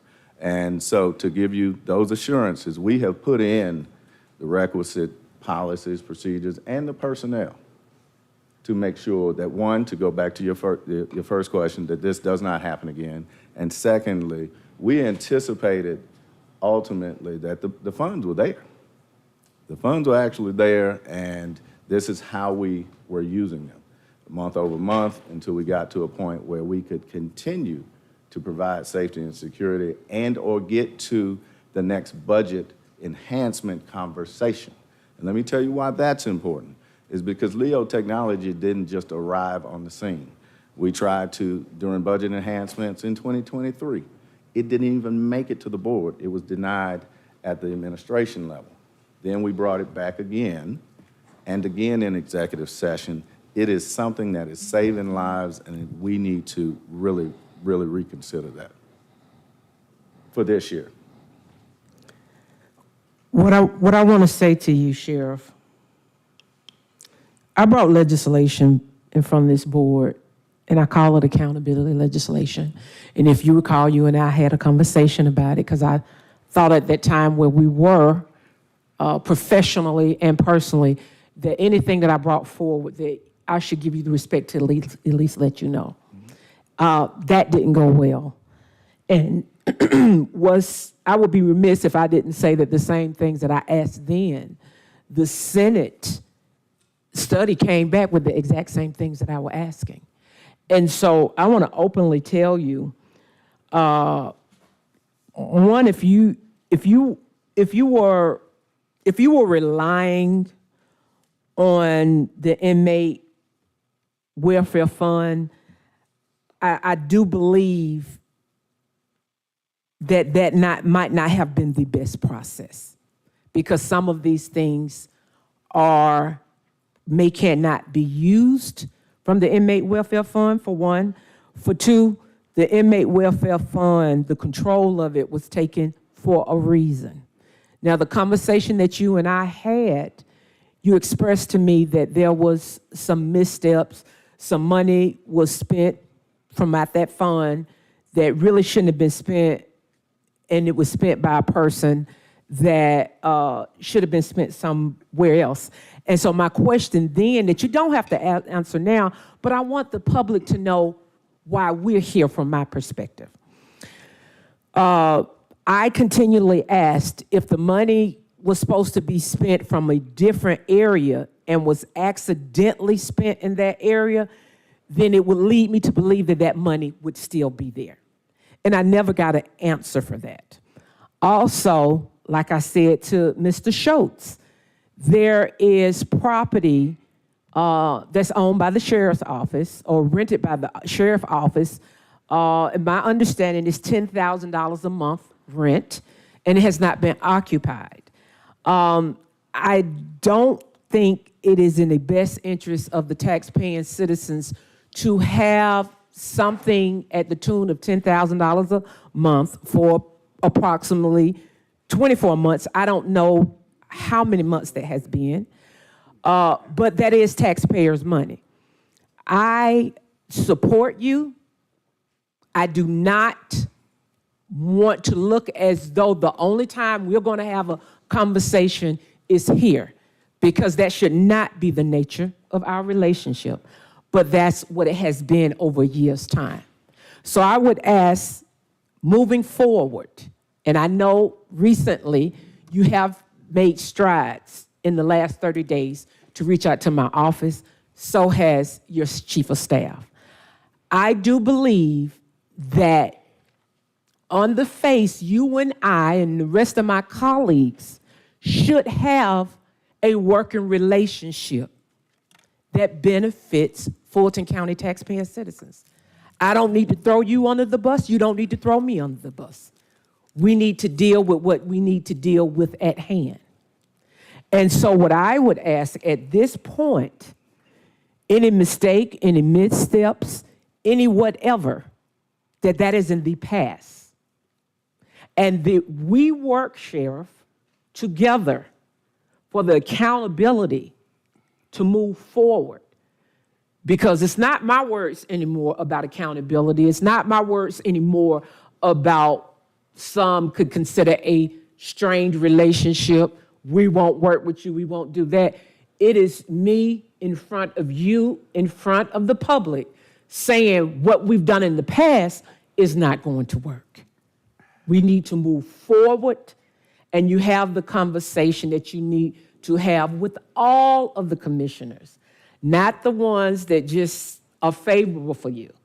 Because like I said from day one, I came in asking that you get the money that you needed. At some point, that began to become fragmented. And it is a duty on your part, as much as mine, to make sure that is repaired and we're on the same page. So if I may climb out from under that bus really quickly, the one that wasn't running me over, that ran me over, and provide some facts. On October 30th, each board member received a memo that outlined every step we took. You received that memo. And in that, it talked about the inmate welfare fund, the missteps, and even enumerated by Commissioner Arrington that the responsible parties are no longer employed with the Fulton County Sheriff's Office. But let me take that a step further. When we talk about communication, I've called you several times, beyond the 30 days, right? We've had conversations in those spaces. But then you also brought up the property at Old National. Let me provide some facts there. In transparency, if you recall, when I took office, we tore down a double-wide trailer where our law enforcement division was working rat-infested, rodent-infested, and we leaned on Mr. Davis and his team, tore it down. We had the capital money to build a new facility, build a facility for our law enforcement division. We were then told by the law department that we could not own property, and that was the division of Department of Real Estate and Asset Management, and that we could not spend that $2 million to build a facility deserving of our teams to work out of.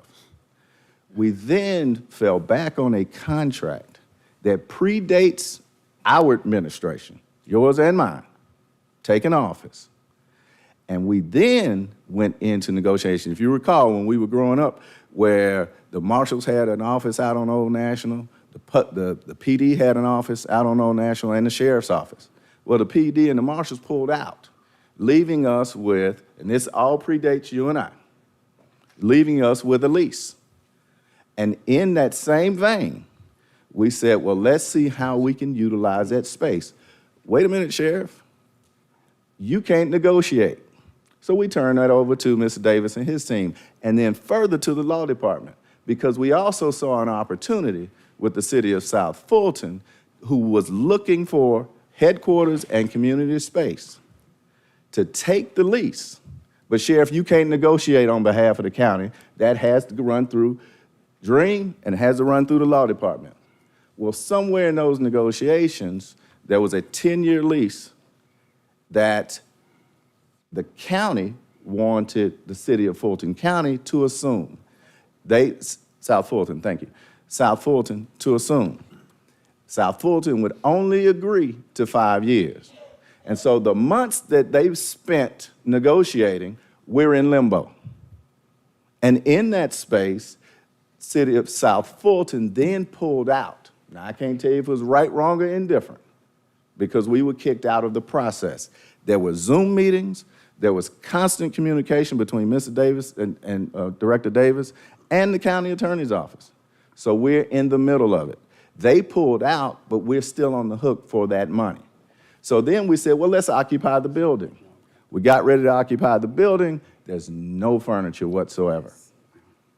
Well, we have these other 105 budget adjustments to make.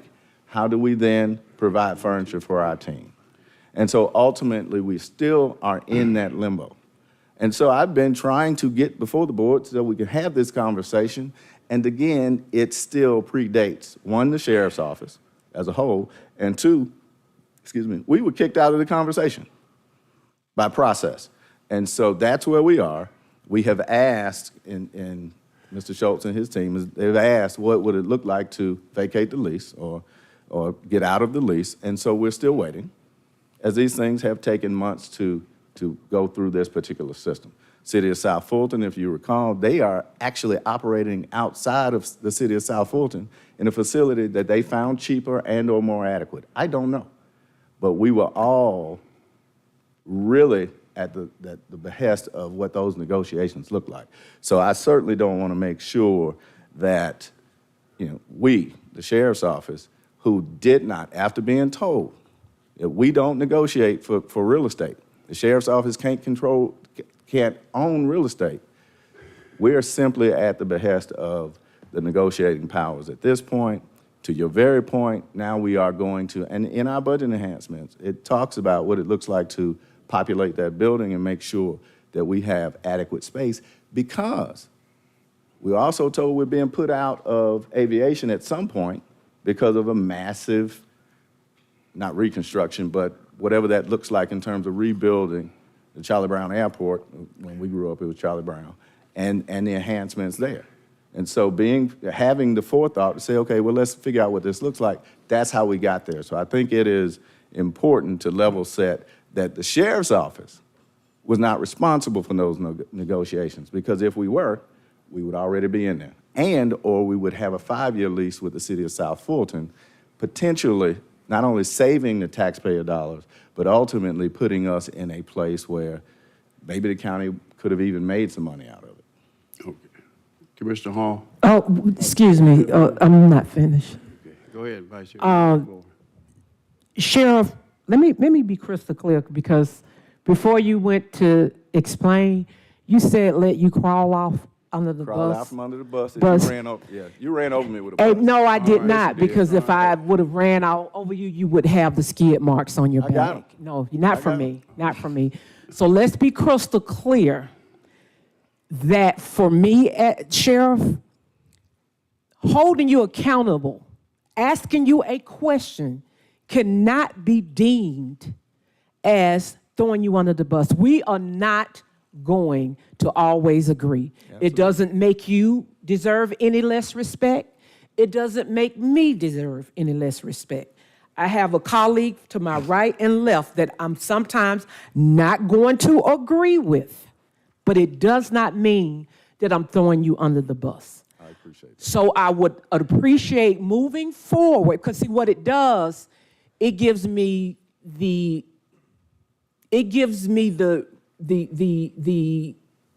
reception that I can't ask you a question or I can't disagree with you, because if I disagree with you, I'm throwing you under the bus. And I don't think that's conducive to us moving forward. Now, we can allegorize and say what has happened in the past and have what I would call a difference of opinion. Hell, I take the responsibility if it's going to get us forward. Let's move forward. If you want to say, Commissioner Khadija, Vice Chair Khadija, it's all your fault that we're here. Guess what? I'm a leader. I got to take that, whether it is true or not. But what I want in front of the public and in front of my colleagues today to know what has happened in the past has not worked. I agree. And so we need to make sure we start today with a clean slate. Understanding accountability and asking questions is not disrespect, nor is it not support. It is asking questions and accountability from me. And I appreciate that. Thank you. I appreciate that. All right, Commissioner Natalie Hall, followed by Commissioner Barrett, and let's.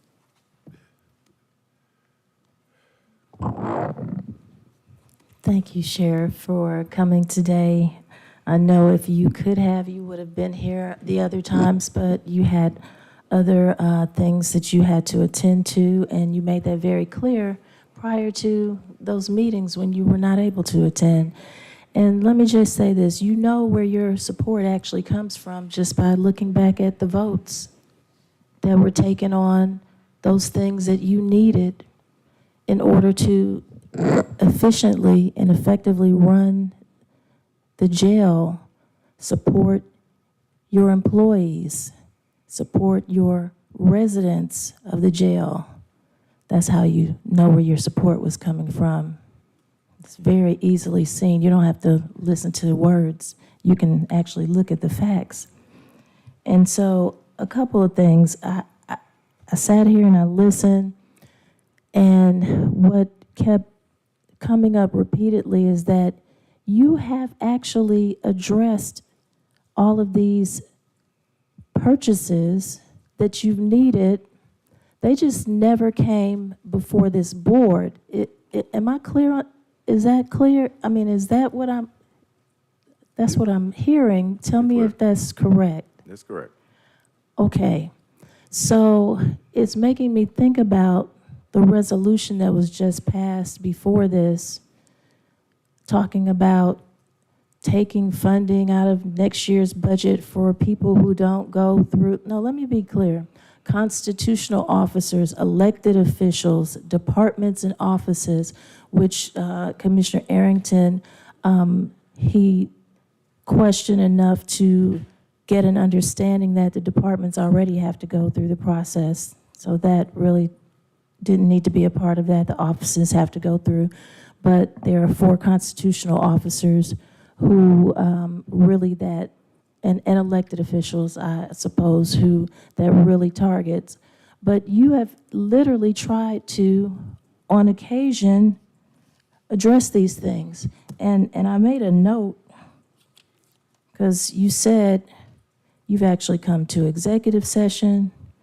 You've actually tried to get on the agenda and it was pulled off. And you were told that, you know, it really didn't belong on the agenda. It should have been a soundings item. Did I capture that correctly? You did, yes, ma'am. Am I missing anything? No, ma'am. Okay. So really, your invoices don't fall under that resolution that was passed anyway.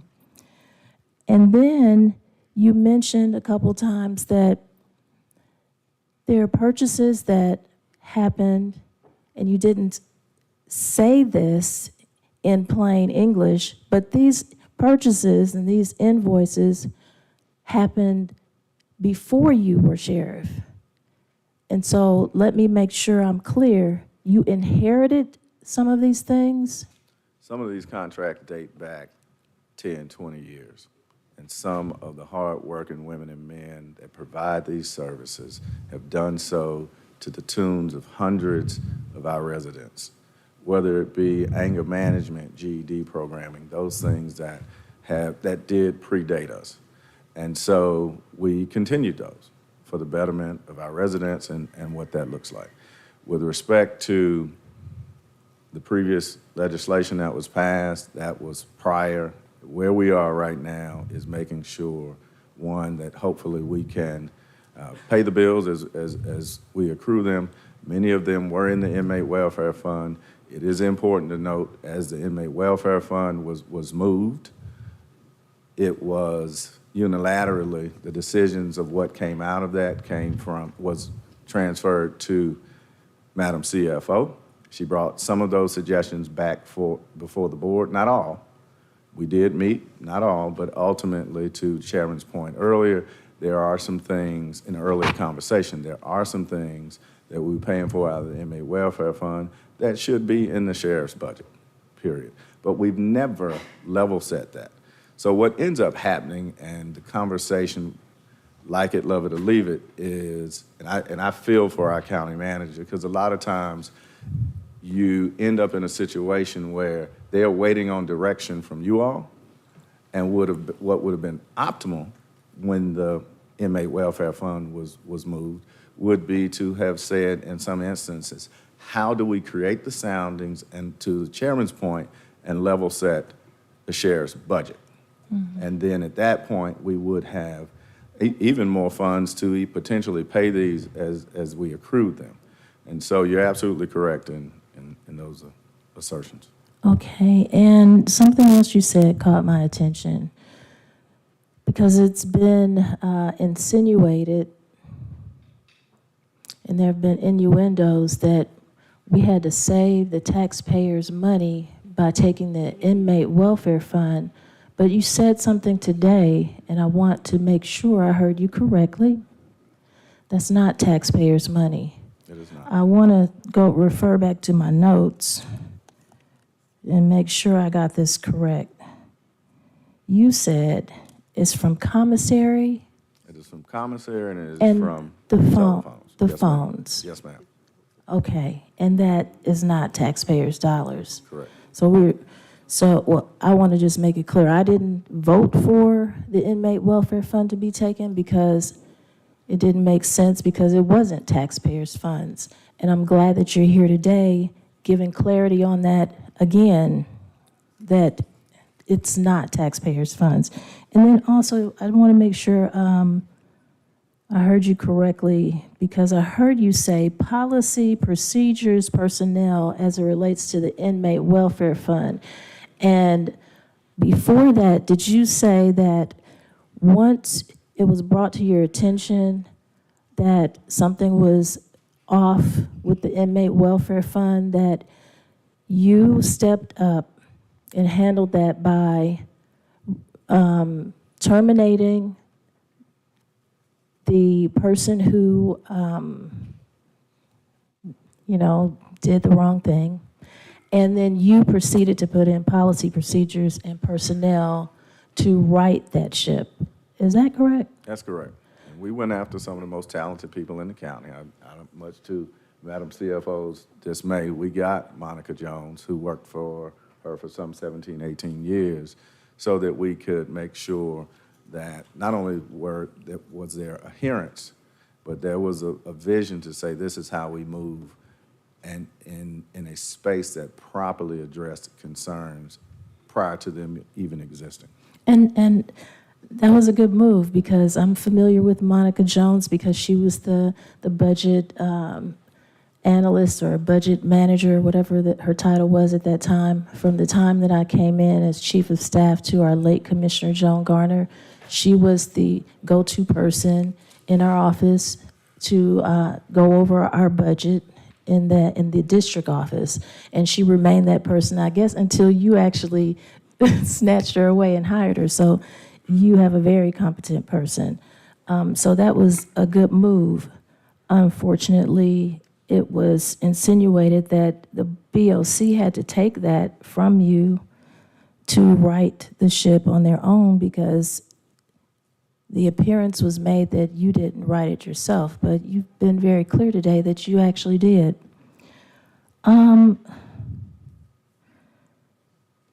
These invoices.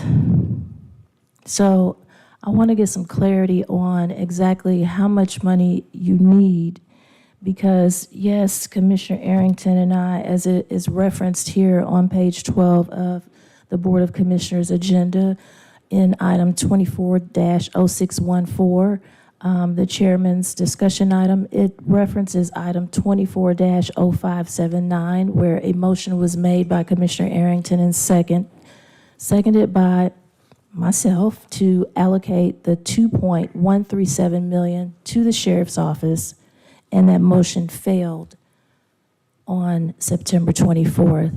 So there was some discussion here earlier on the amount, and I thought I heard Commissioner Arrington say it's actually more like $2.2 million that you need, but then later on I heard some reference to it, you actually need more money than that, and it was asked of Madam CFO what the actual total was that you needed. So what exactly is needed to resolve these invoices?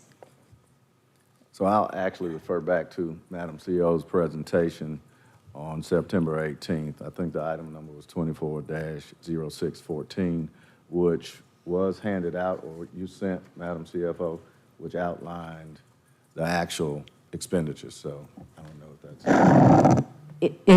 It was the item that was in the board's package as the support documentation. I'm not sure if the clerk's office has the PowerPoint to project. The total amount of outstanding invoices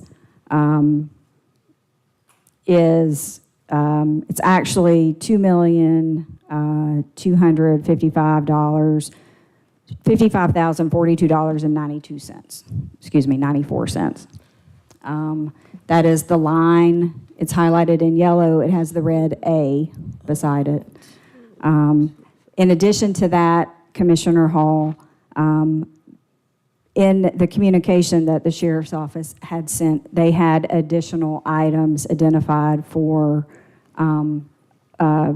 funding as well. That's what's in the blue column to the right, that 3.7 million. If you add those two numbers together, that's where I was getting my roughly 5.9 million that I stated was the total ask.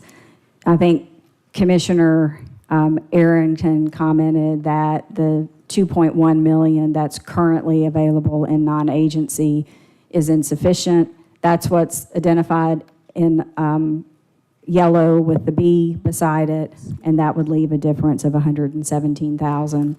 $546.94.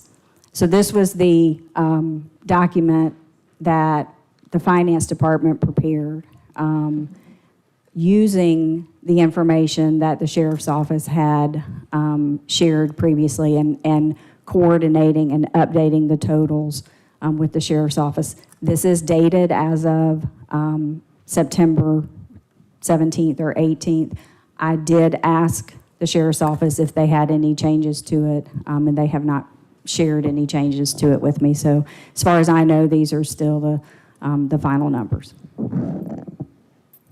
All right. So is this funding of $5.9 million in the inmate welfare fund? Because I didn't get a clear understanding of that with the discussion that was taking place between Sheriff and you, Madam CFO.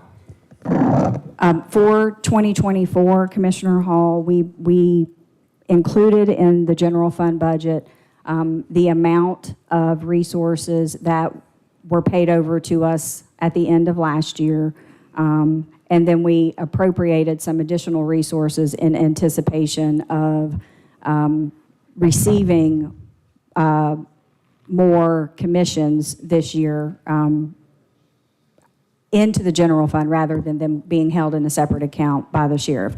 So in total this year, we set an expenditure budget of around $11 million, which was to be supported by the 5 that was paid over from the closure of the inmate welfare fund from the sheriff, and additional commissions earned this year. So far this year, we've earned $2.6 million in commissions.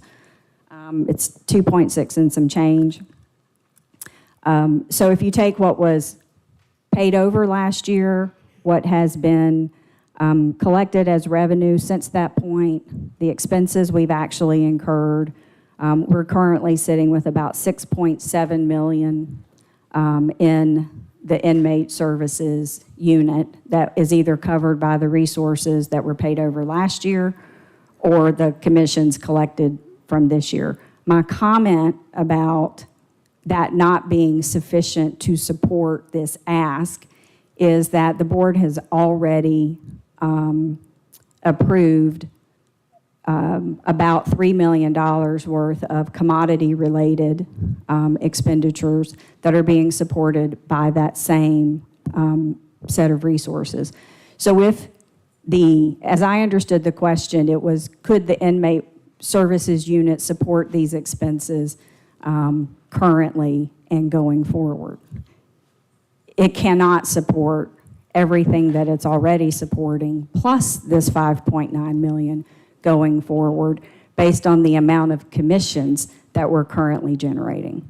So if we aren't going to generate the same amount in commissions as what we're planning to spend, then the inmate services unit can't support these expenses going forward. Okay. So right now, let me be clear, $6.7 million is in there, or is it the 11 million? It's 6.7 because we're basing it off of what we carried forward plus what we've earned this year in commissions, less what we've actually expended. So it's about 6.7 million. Okay. And that is also taking into account the 3 million you said for commodities related? You would have to adjust that amount for the balance of the commodities that have not been, that the board has approved but have not actually been ordered and received this year. But we would want to make sure that we leave the resources in place to cover those expenses. So you would need to subtract that 3 million from the 6.7 then, right? Well, you would subtract the difference between the 3 million and what we've already spent against that 3 million, which I don't have that number in front of me right now. Oh. Subtract 470? Sabrina is saying we would need to subtract 470,000 from the 6.7. Okay. 470,000. But you're projecting that the total that's going to be needed is 3 million. So you've only spent 470,000 of that 3 million? I think what Sabrina is telling me, the 400,000 is what's currently encumbered. Because this is a master agreement, the full amount of the master agreement doesn't get encumbered against the budget. They only encumber it as they order and create what's called a delivery order. I'm getting very into the details here. That's all right. So that's why I said I would need to go back and look at, you approved about, it was like 2.9 million and some change for the commodities. We've spent some of that.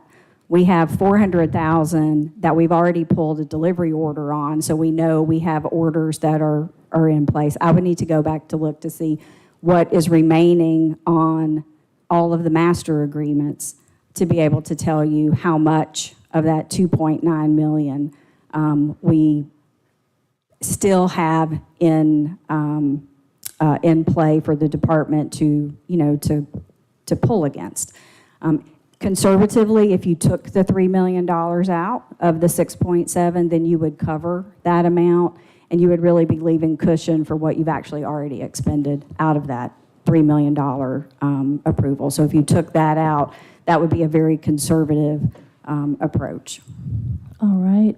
And based on the history of the commissions that go into the inmate welfare fund, what do you project is going to come into the inmate welfare fund up until the end of the year? We used $5 million as a basis, and through the end of September, what's been recorded and received in the finance department is about 2.6 million. That would imply that it's running a little behind what it has historically. The sheriff did enter into a new agreement with a new communication, the phone system provider.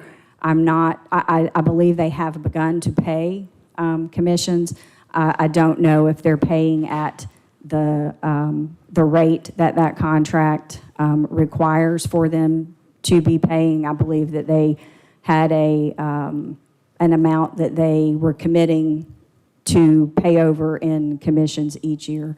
There is a wrinkle in the commissions, especially on the phone service side, in that there is potentially legislative changes coming that will reduce the amount of commissions that we will be seeing through the use of that service going forward. The FTC is putting some changes in place, and I know the sheriff has been monitoring that, and I don't think they have, at least the last conversation we had, I don't think they had reached a final determination on exactly what level, what percentage they would be allowing governments to retain from those contracts.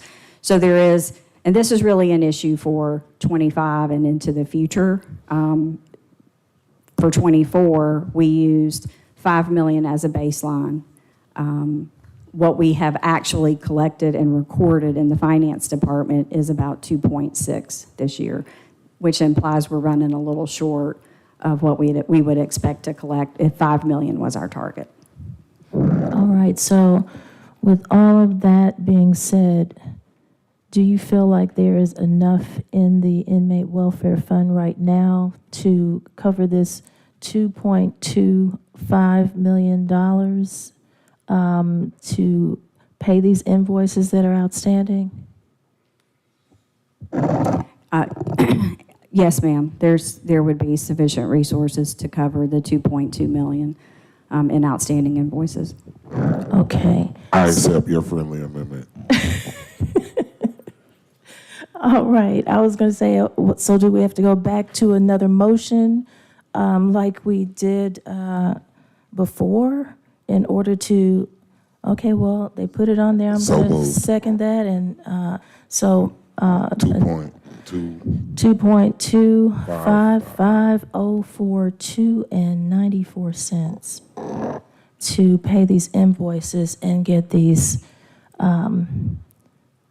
services, these contractors paid. Is there any reason why we shouldn't? They need to be paid. Okay, well, the motion's on the floor.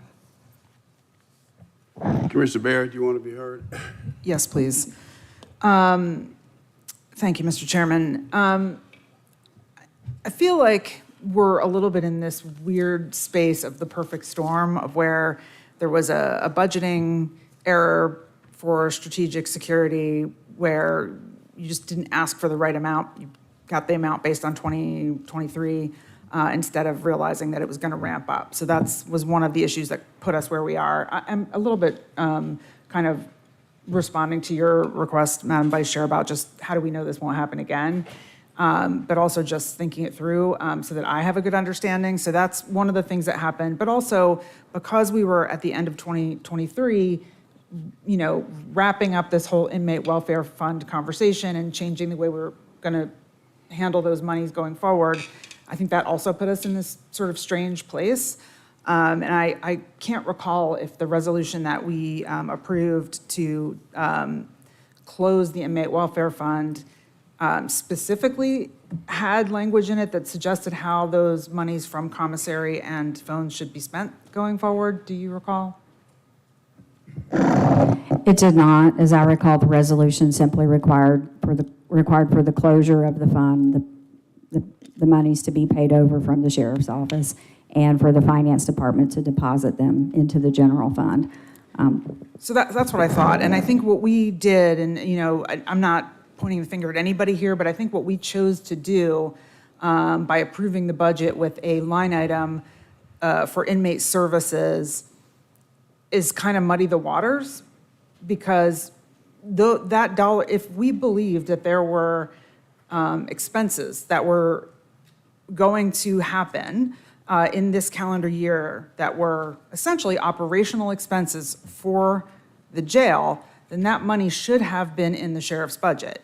And instead, we muddied the waters by putting it in this inmate services line in non-agency that gave us this sort of interactive platform essentially with each one of these items where we're now having to approve something that should have been within his budget all along. And I feel like that was very convoluted, and I think it's clear that there is some confusion here because a lot of my colleagues are referring to the inmate welfare fund as if it still exists. It does not. And even the way you're talking about it, Madam CFO, with all due respect, is saying, well, the 11 point whatever million that was budgeted in that non-agency inmate services line item isn't really there. It's dependent on how much comes in from the commissary and the phone. But we don't handle any other budget line item that way. There was 11 million put aside in that line item that was intended to be for things that were needed at the jail and were previously paid for from that old inmate welfare fund that no longer exists. So now all of a sudden that number isn't 11 something million, it's less because less has come in apparently. All of this has just gotten very convoluted from my perspective. I think I have two questions, I guess. One is, should we not have the 11 point whatever that we budgeted in that inmate services line available to pay for some of these things, rather than doing all these calculations about what has to be subtracted and added and all these other things? At the end of the day, we put 11 point whatever million in the budget. We expected some revenues that didn't come in, but that happens all the time. We expect our tax revenue to be a certain thing, and it comes in higher or lower, and we address that as needed. We don't suddenly tell a particular department that they can't do something because they didn't collect as many fees, for licenses or whatever the case may be. So the point is, I think based on the budget we approved, the money is there. There was 11 point whatever million in that line item to pay for things for the jail. And so I guess my question is, first of all, is that correct? I mean, why are we looking at this in any other way than that? We did appropriate $11 million.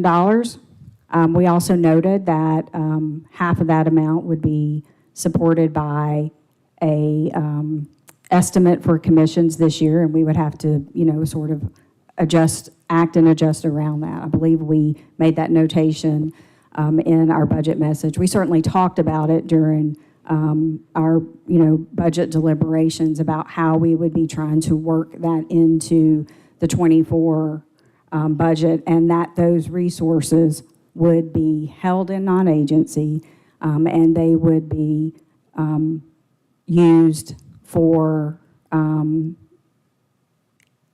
inmate services.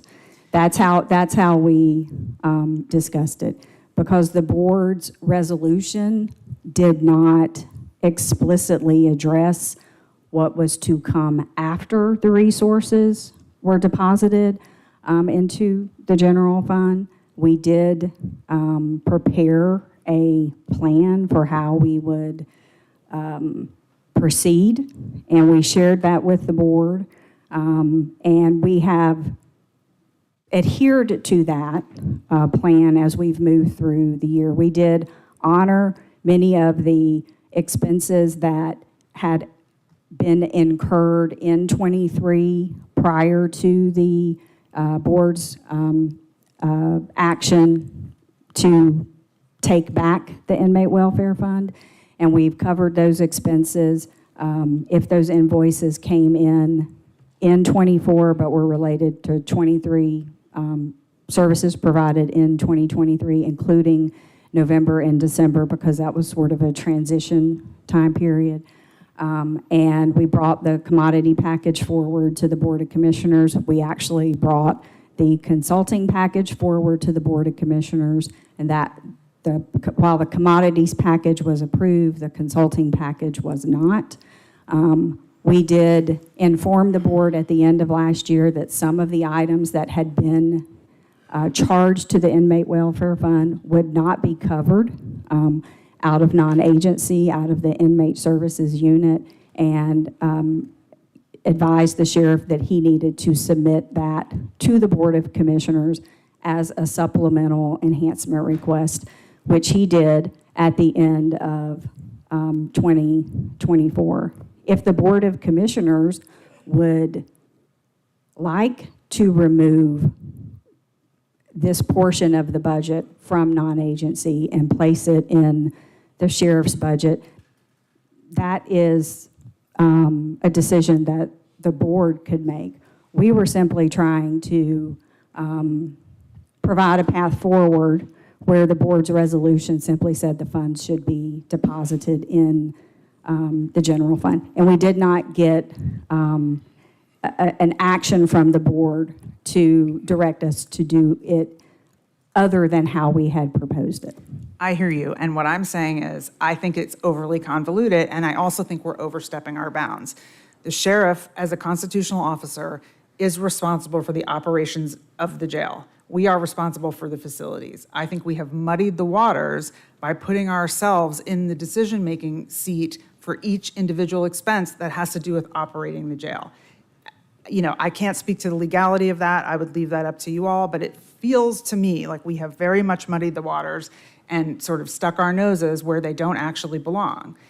And, I think that, my recommendation certainly, and I'm just one commissioner, but my recommendation certainly in 2025 is that the sheriff has a budget that includes everything he needs to do operationally, and we have a budget with everything we need to do from a maintenance perspective, and Sharon, Madam CFO, you and I have had conversations offline about something completely different, where another department was wanting to keep revenues that they are bringing in to use within their department, and you said, well, every department isn't self-supporting, and just because a department brings in some revenue doesn't mean they get to keep it or use it or whatever else. We eliminated that with the Inmate Welfare Fund. So there should really be no further discussion of what those monies get used for. They're not regulated monies.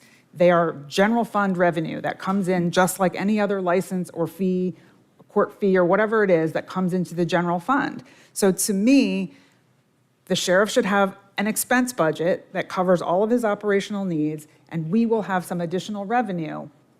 Full stop, period. There is no connection anymore between those two things.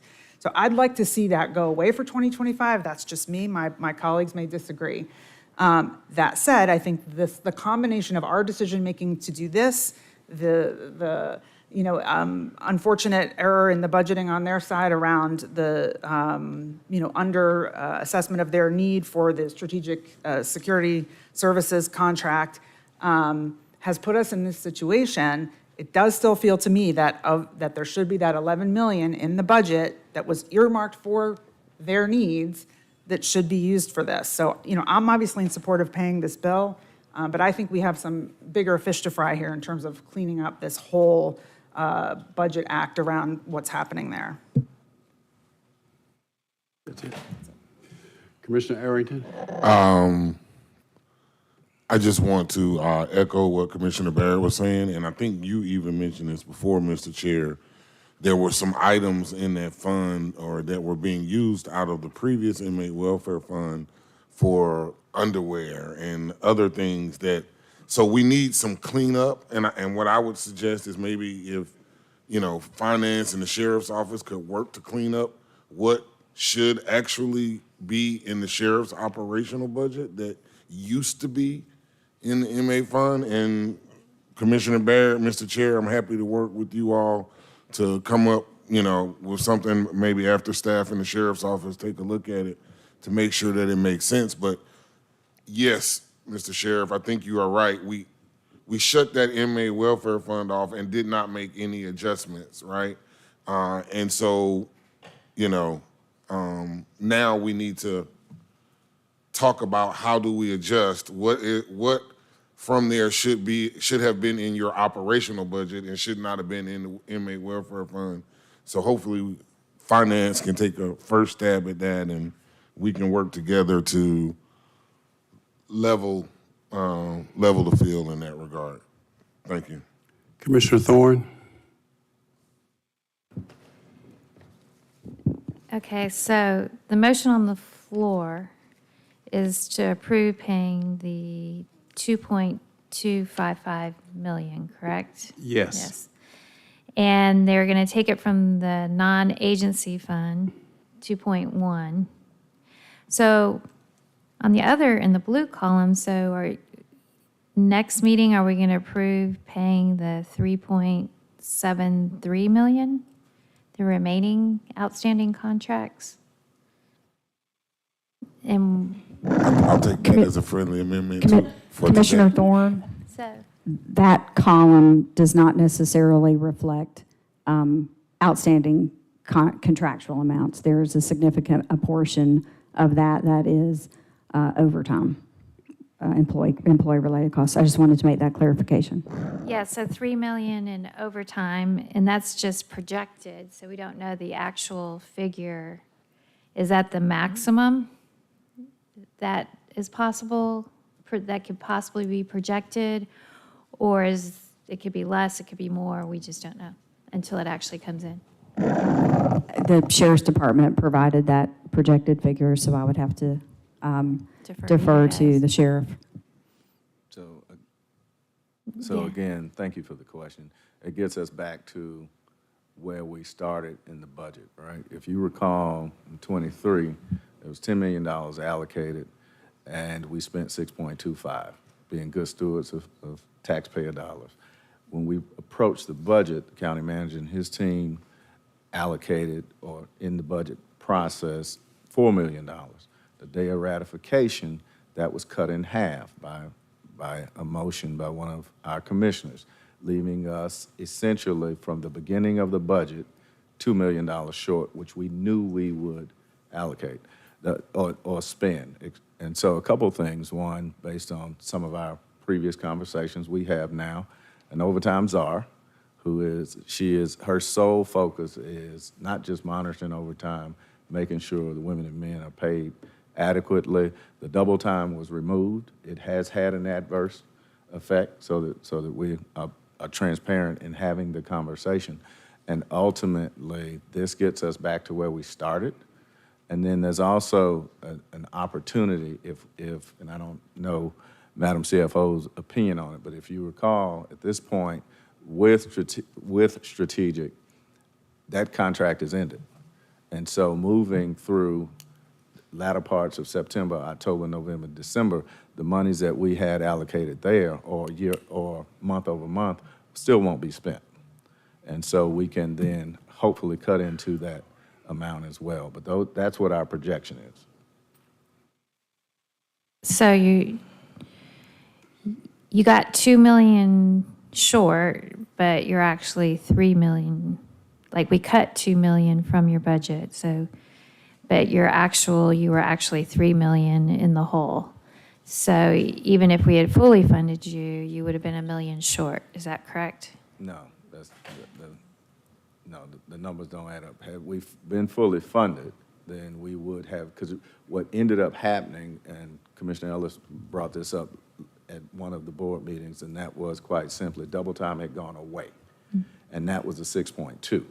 And so it was reduced to 4, which was, we worked with the county manager and his team to say, okay, this is where we are, but then it was cut at that point. And then, if I'm not mistaken, Madam CFO can enumerate, but at that point, the 2.1 was put into non-agency. Okay, I gotcha. All right, Commissioner Hall.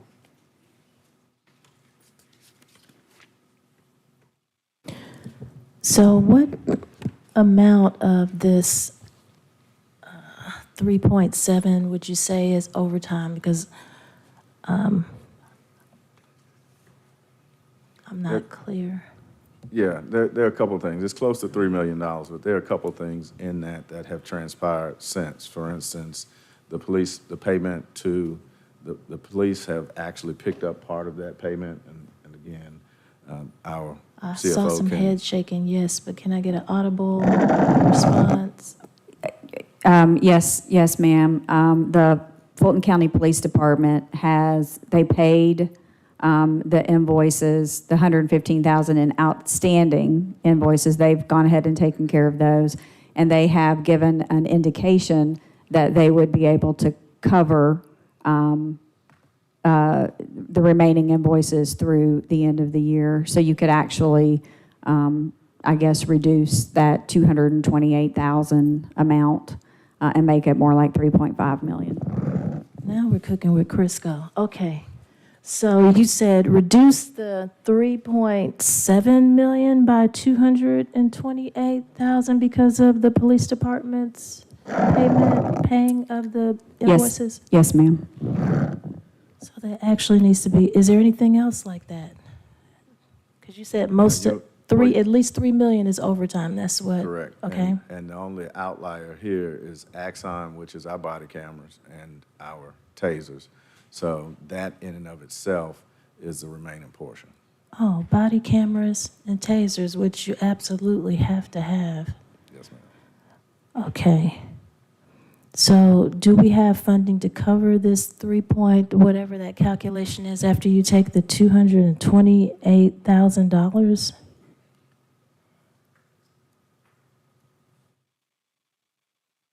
Sheriff, Madam CFO?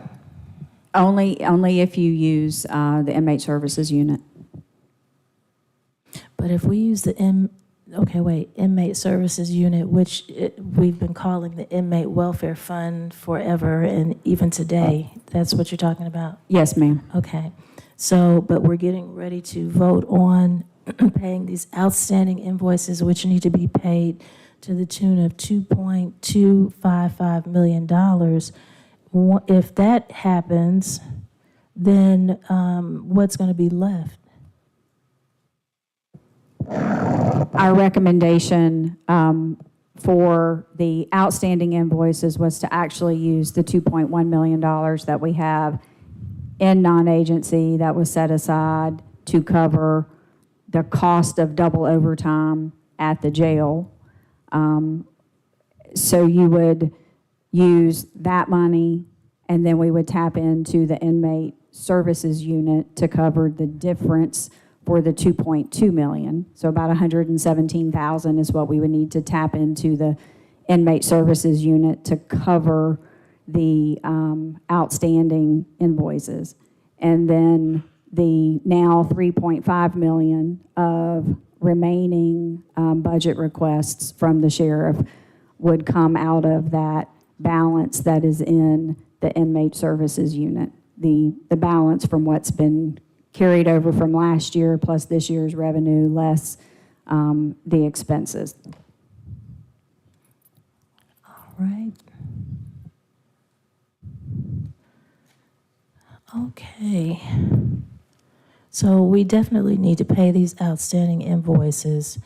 As we've seen, people have done their usual shenanigans and told the news about these invoices and made it seem like the sheriff wasn't paying his invoices. And I had to hear this everywhere I went from residents across the county and explain to them that that is not true, that the sheriff would not pay his invoices, that he really needs the funding to be approved to pay it.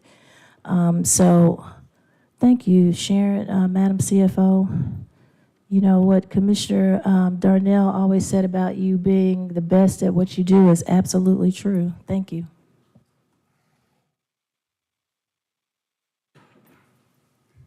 Commissioner Ellis. Yeah, I'll try to be brief, Mr. Chair. I've listened to all this. I don't really have any questions. I just make a statement just from listening to everything. I mean, to reframe all of this, everybody went into this year with a budget, with their eyes wide open. I mean, we had made the decisions related to the inmate welfare fund. I'm not going to get into why we went there, but it was based on things that, you know, forced us to do that because we had a fiduciary duty to, because whether they're taxpayer money or not, they're funding which is in the custody of us as a government.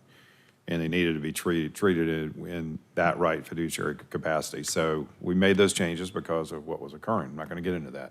So we went into this year knowing what the budgets were, and now we're here because funds were spent that we didn't have, and now we're trying to solve for it.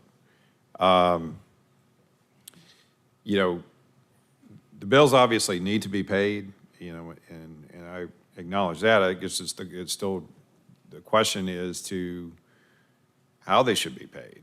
And we posited up one sort of potential solution for how they should be paid, but the other is, you know, a question that I raised at the front end of this is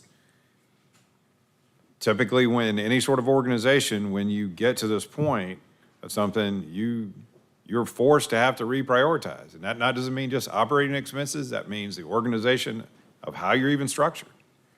That may mean consolidating positions. That may mean doing something with, you know, units that are potentially non-core, selling assets, whatever. And while you all provided some information about what you have done and all that, and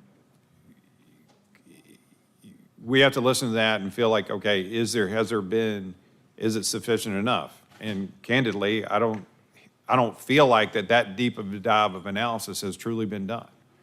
I'm just telling you where I am candidly. I've looked at your stuff. I realize certain things have been done, but I don't feel like it's gone far enough. And we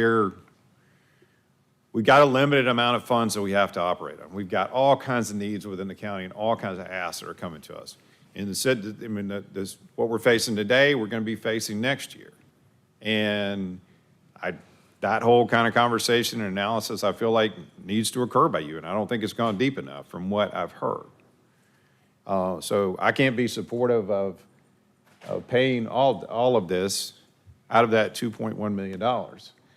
You know, I'm supportive of paying this one amount of $643,000 and 275 cents, 46 cents. That Leotech item, I'm supportive of it and paying it out of, whether it's out of the inmate welfare, out of funds which were previously coming or generated, that are now general fund money, that were generated from those types of revenue sources, or a reduction from this non-agency.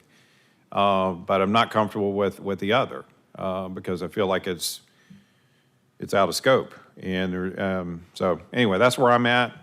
We'll take this up for a vote, I guess. All right, motion on the floor is to approve. It's 2 o'clock, so let's vote. And the vote is open.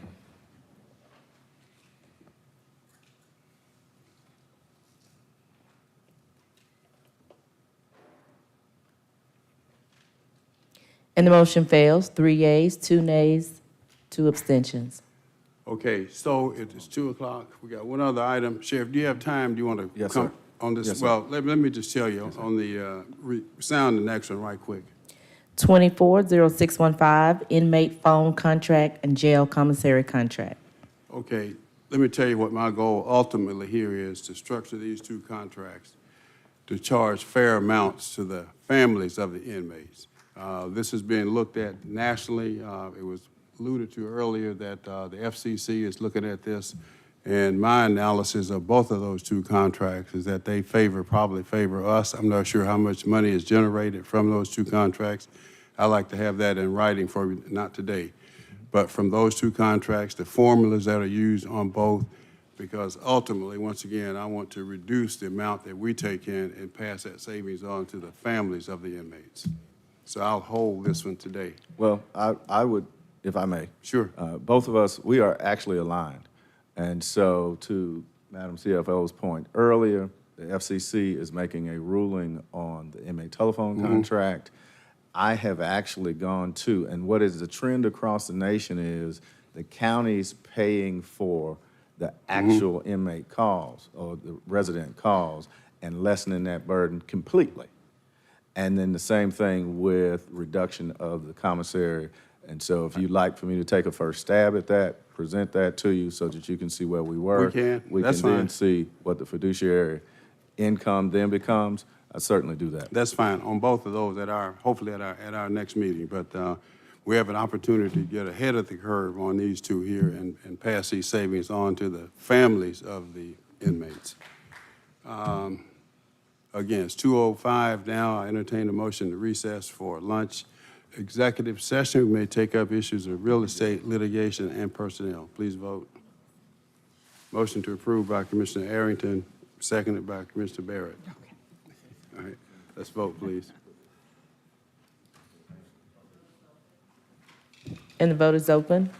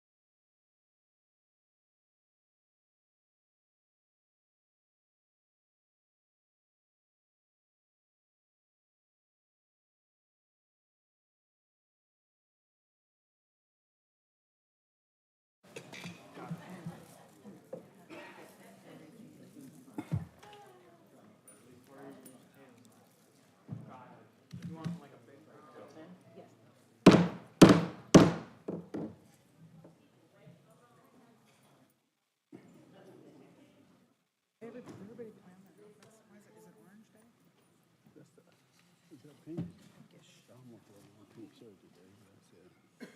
a whole month, isn't it?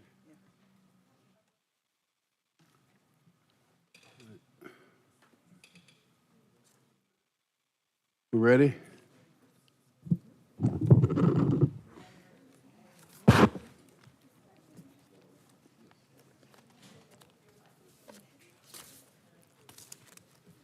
So many copies of this. Yes? All right, without objection, we will resume the regular order of business. Items from executive session, Madam County Attorney. Thank you, Mr. Chairman. We've got 3 action items, and they will be taken together. Is there a motion to approve the requests for representation set forth in items 1, 2, and 3 of the executive session agenda? What do you mean there's no button? What's happening? All right, motion to approve. Those in favor say aye. Opposed, no. It's approved. It's All on right, there. motion to approve by Commissioner Arrington, seconded by Commissioner Thorne. Please vote.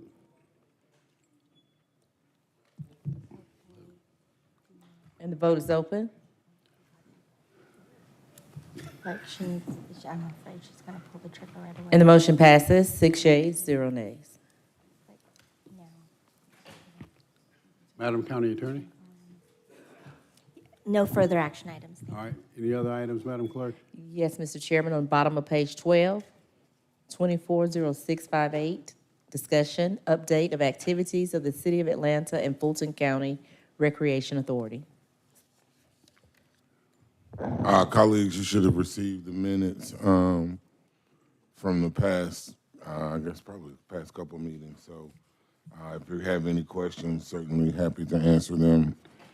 Chairman Ellis, Chairman Pitt, Commissioner Ellis and Chairman Pitts are also on Recreation Authority Board as well. So I just try to make sure to add those minutes to the meeting so that keep everyone in the loop on what's going on with the Rec Authority.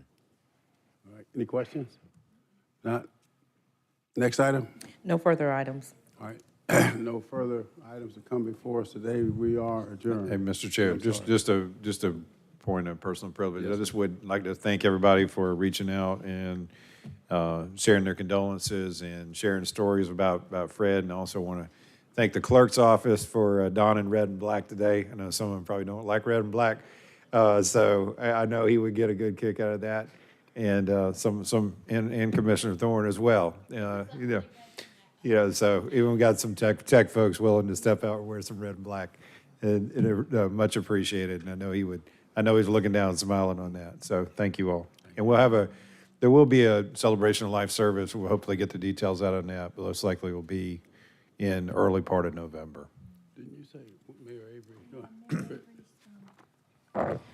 And I just want to send condolences to Mayor Avery and the family of his chief of staff. He informed me that he had attended the burial of his chief of staff the week after we heard that Fred had passed. So condolences to Mayor Avery and the family of his chief of staff. All right, we are adjourned. Thank you.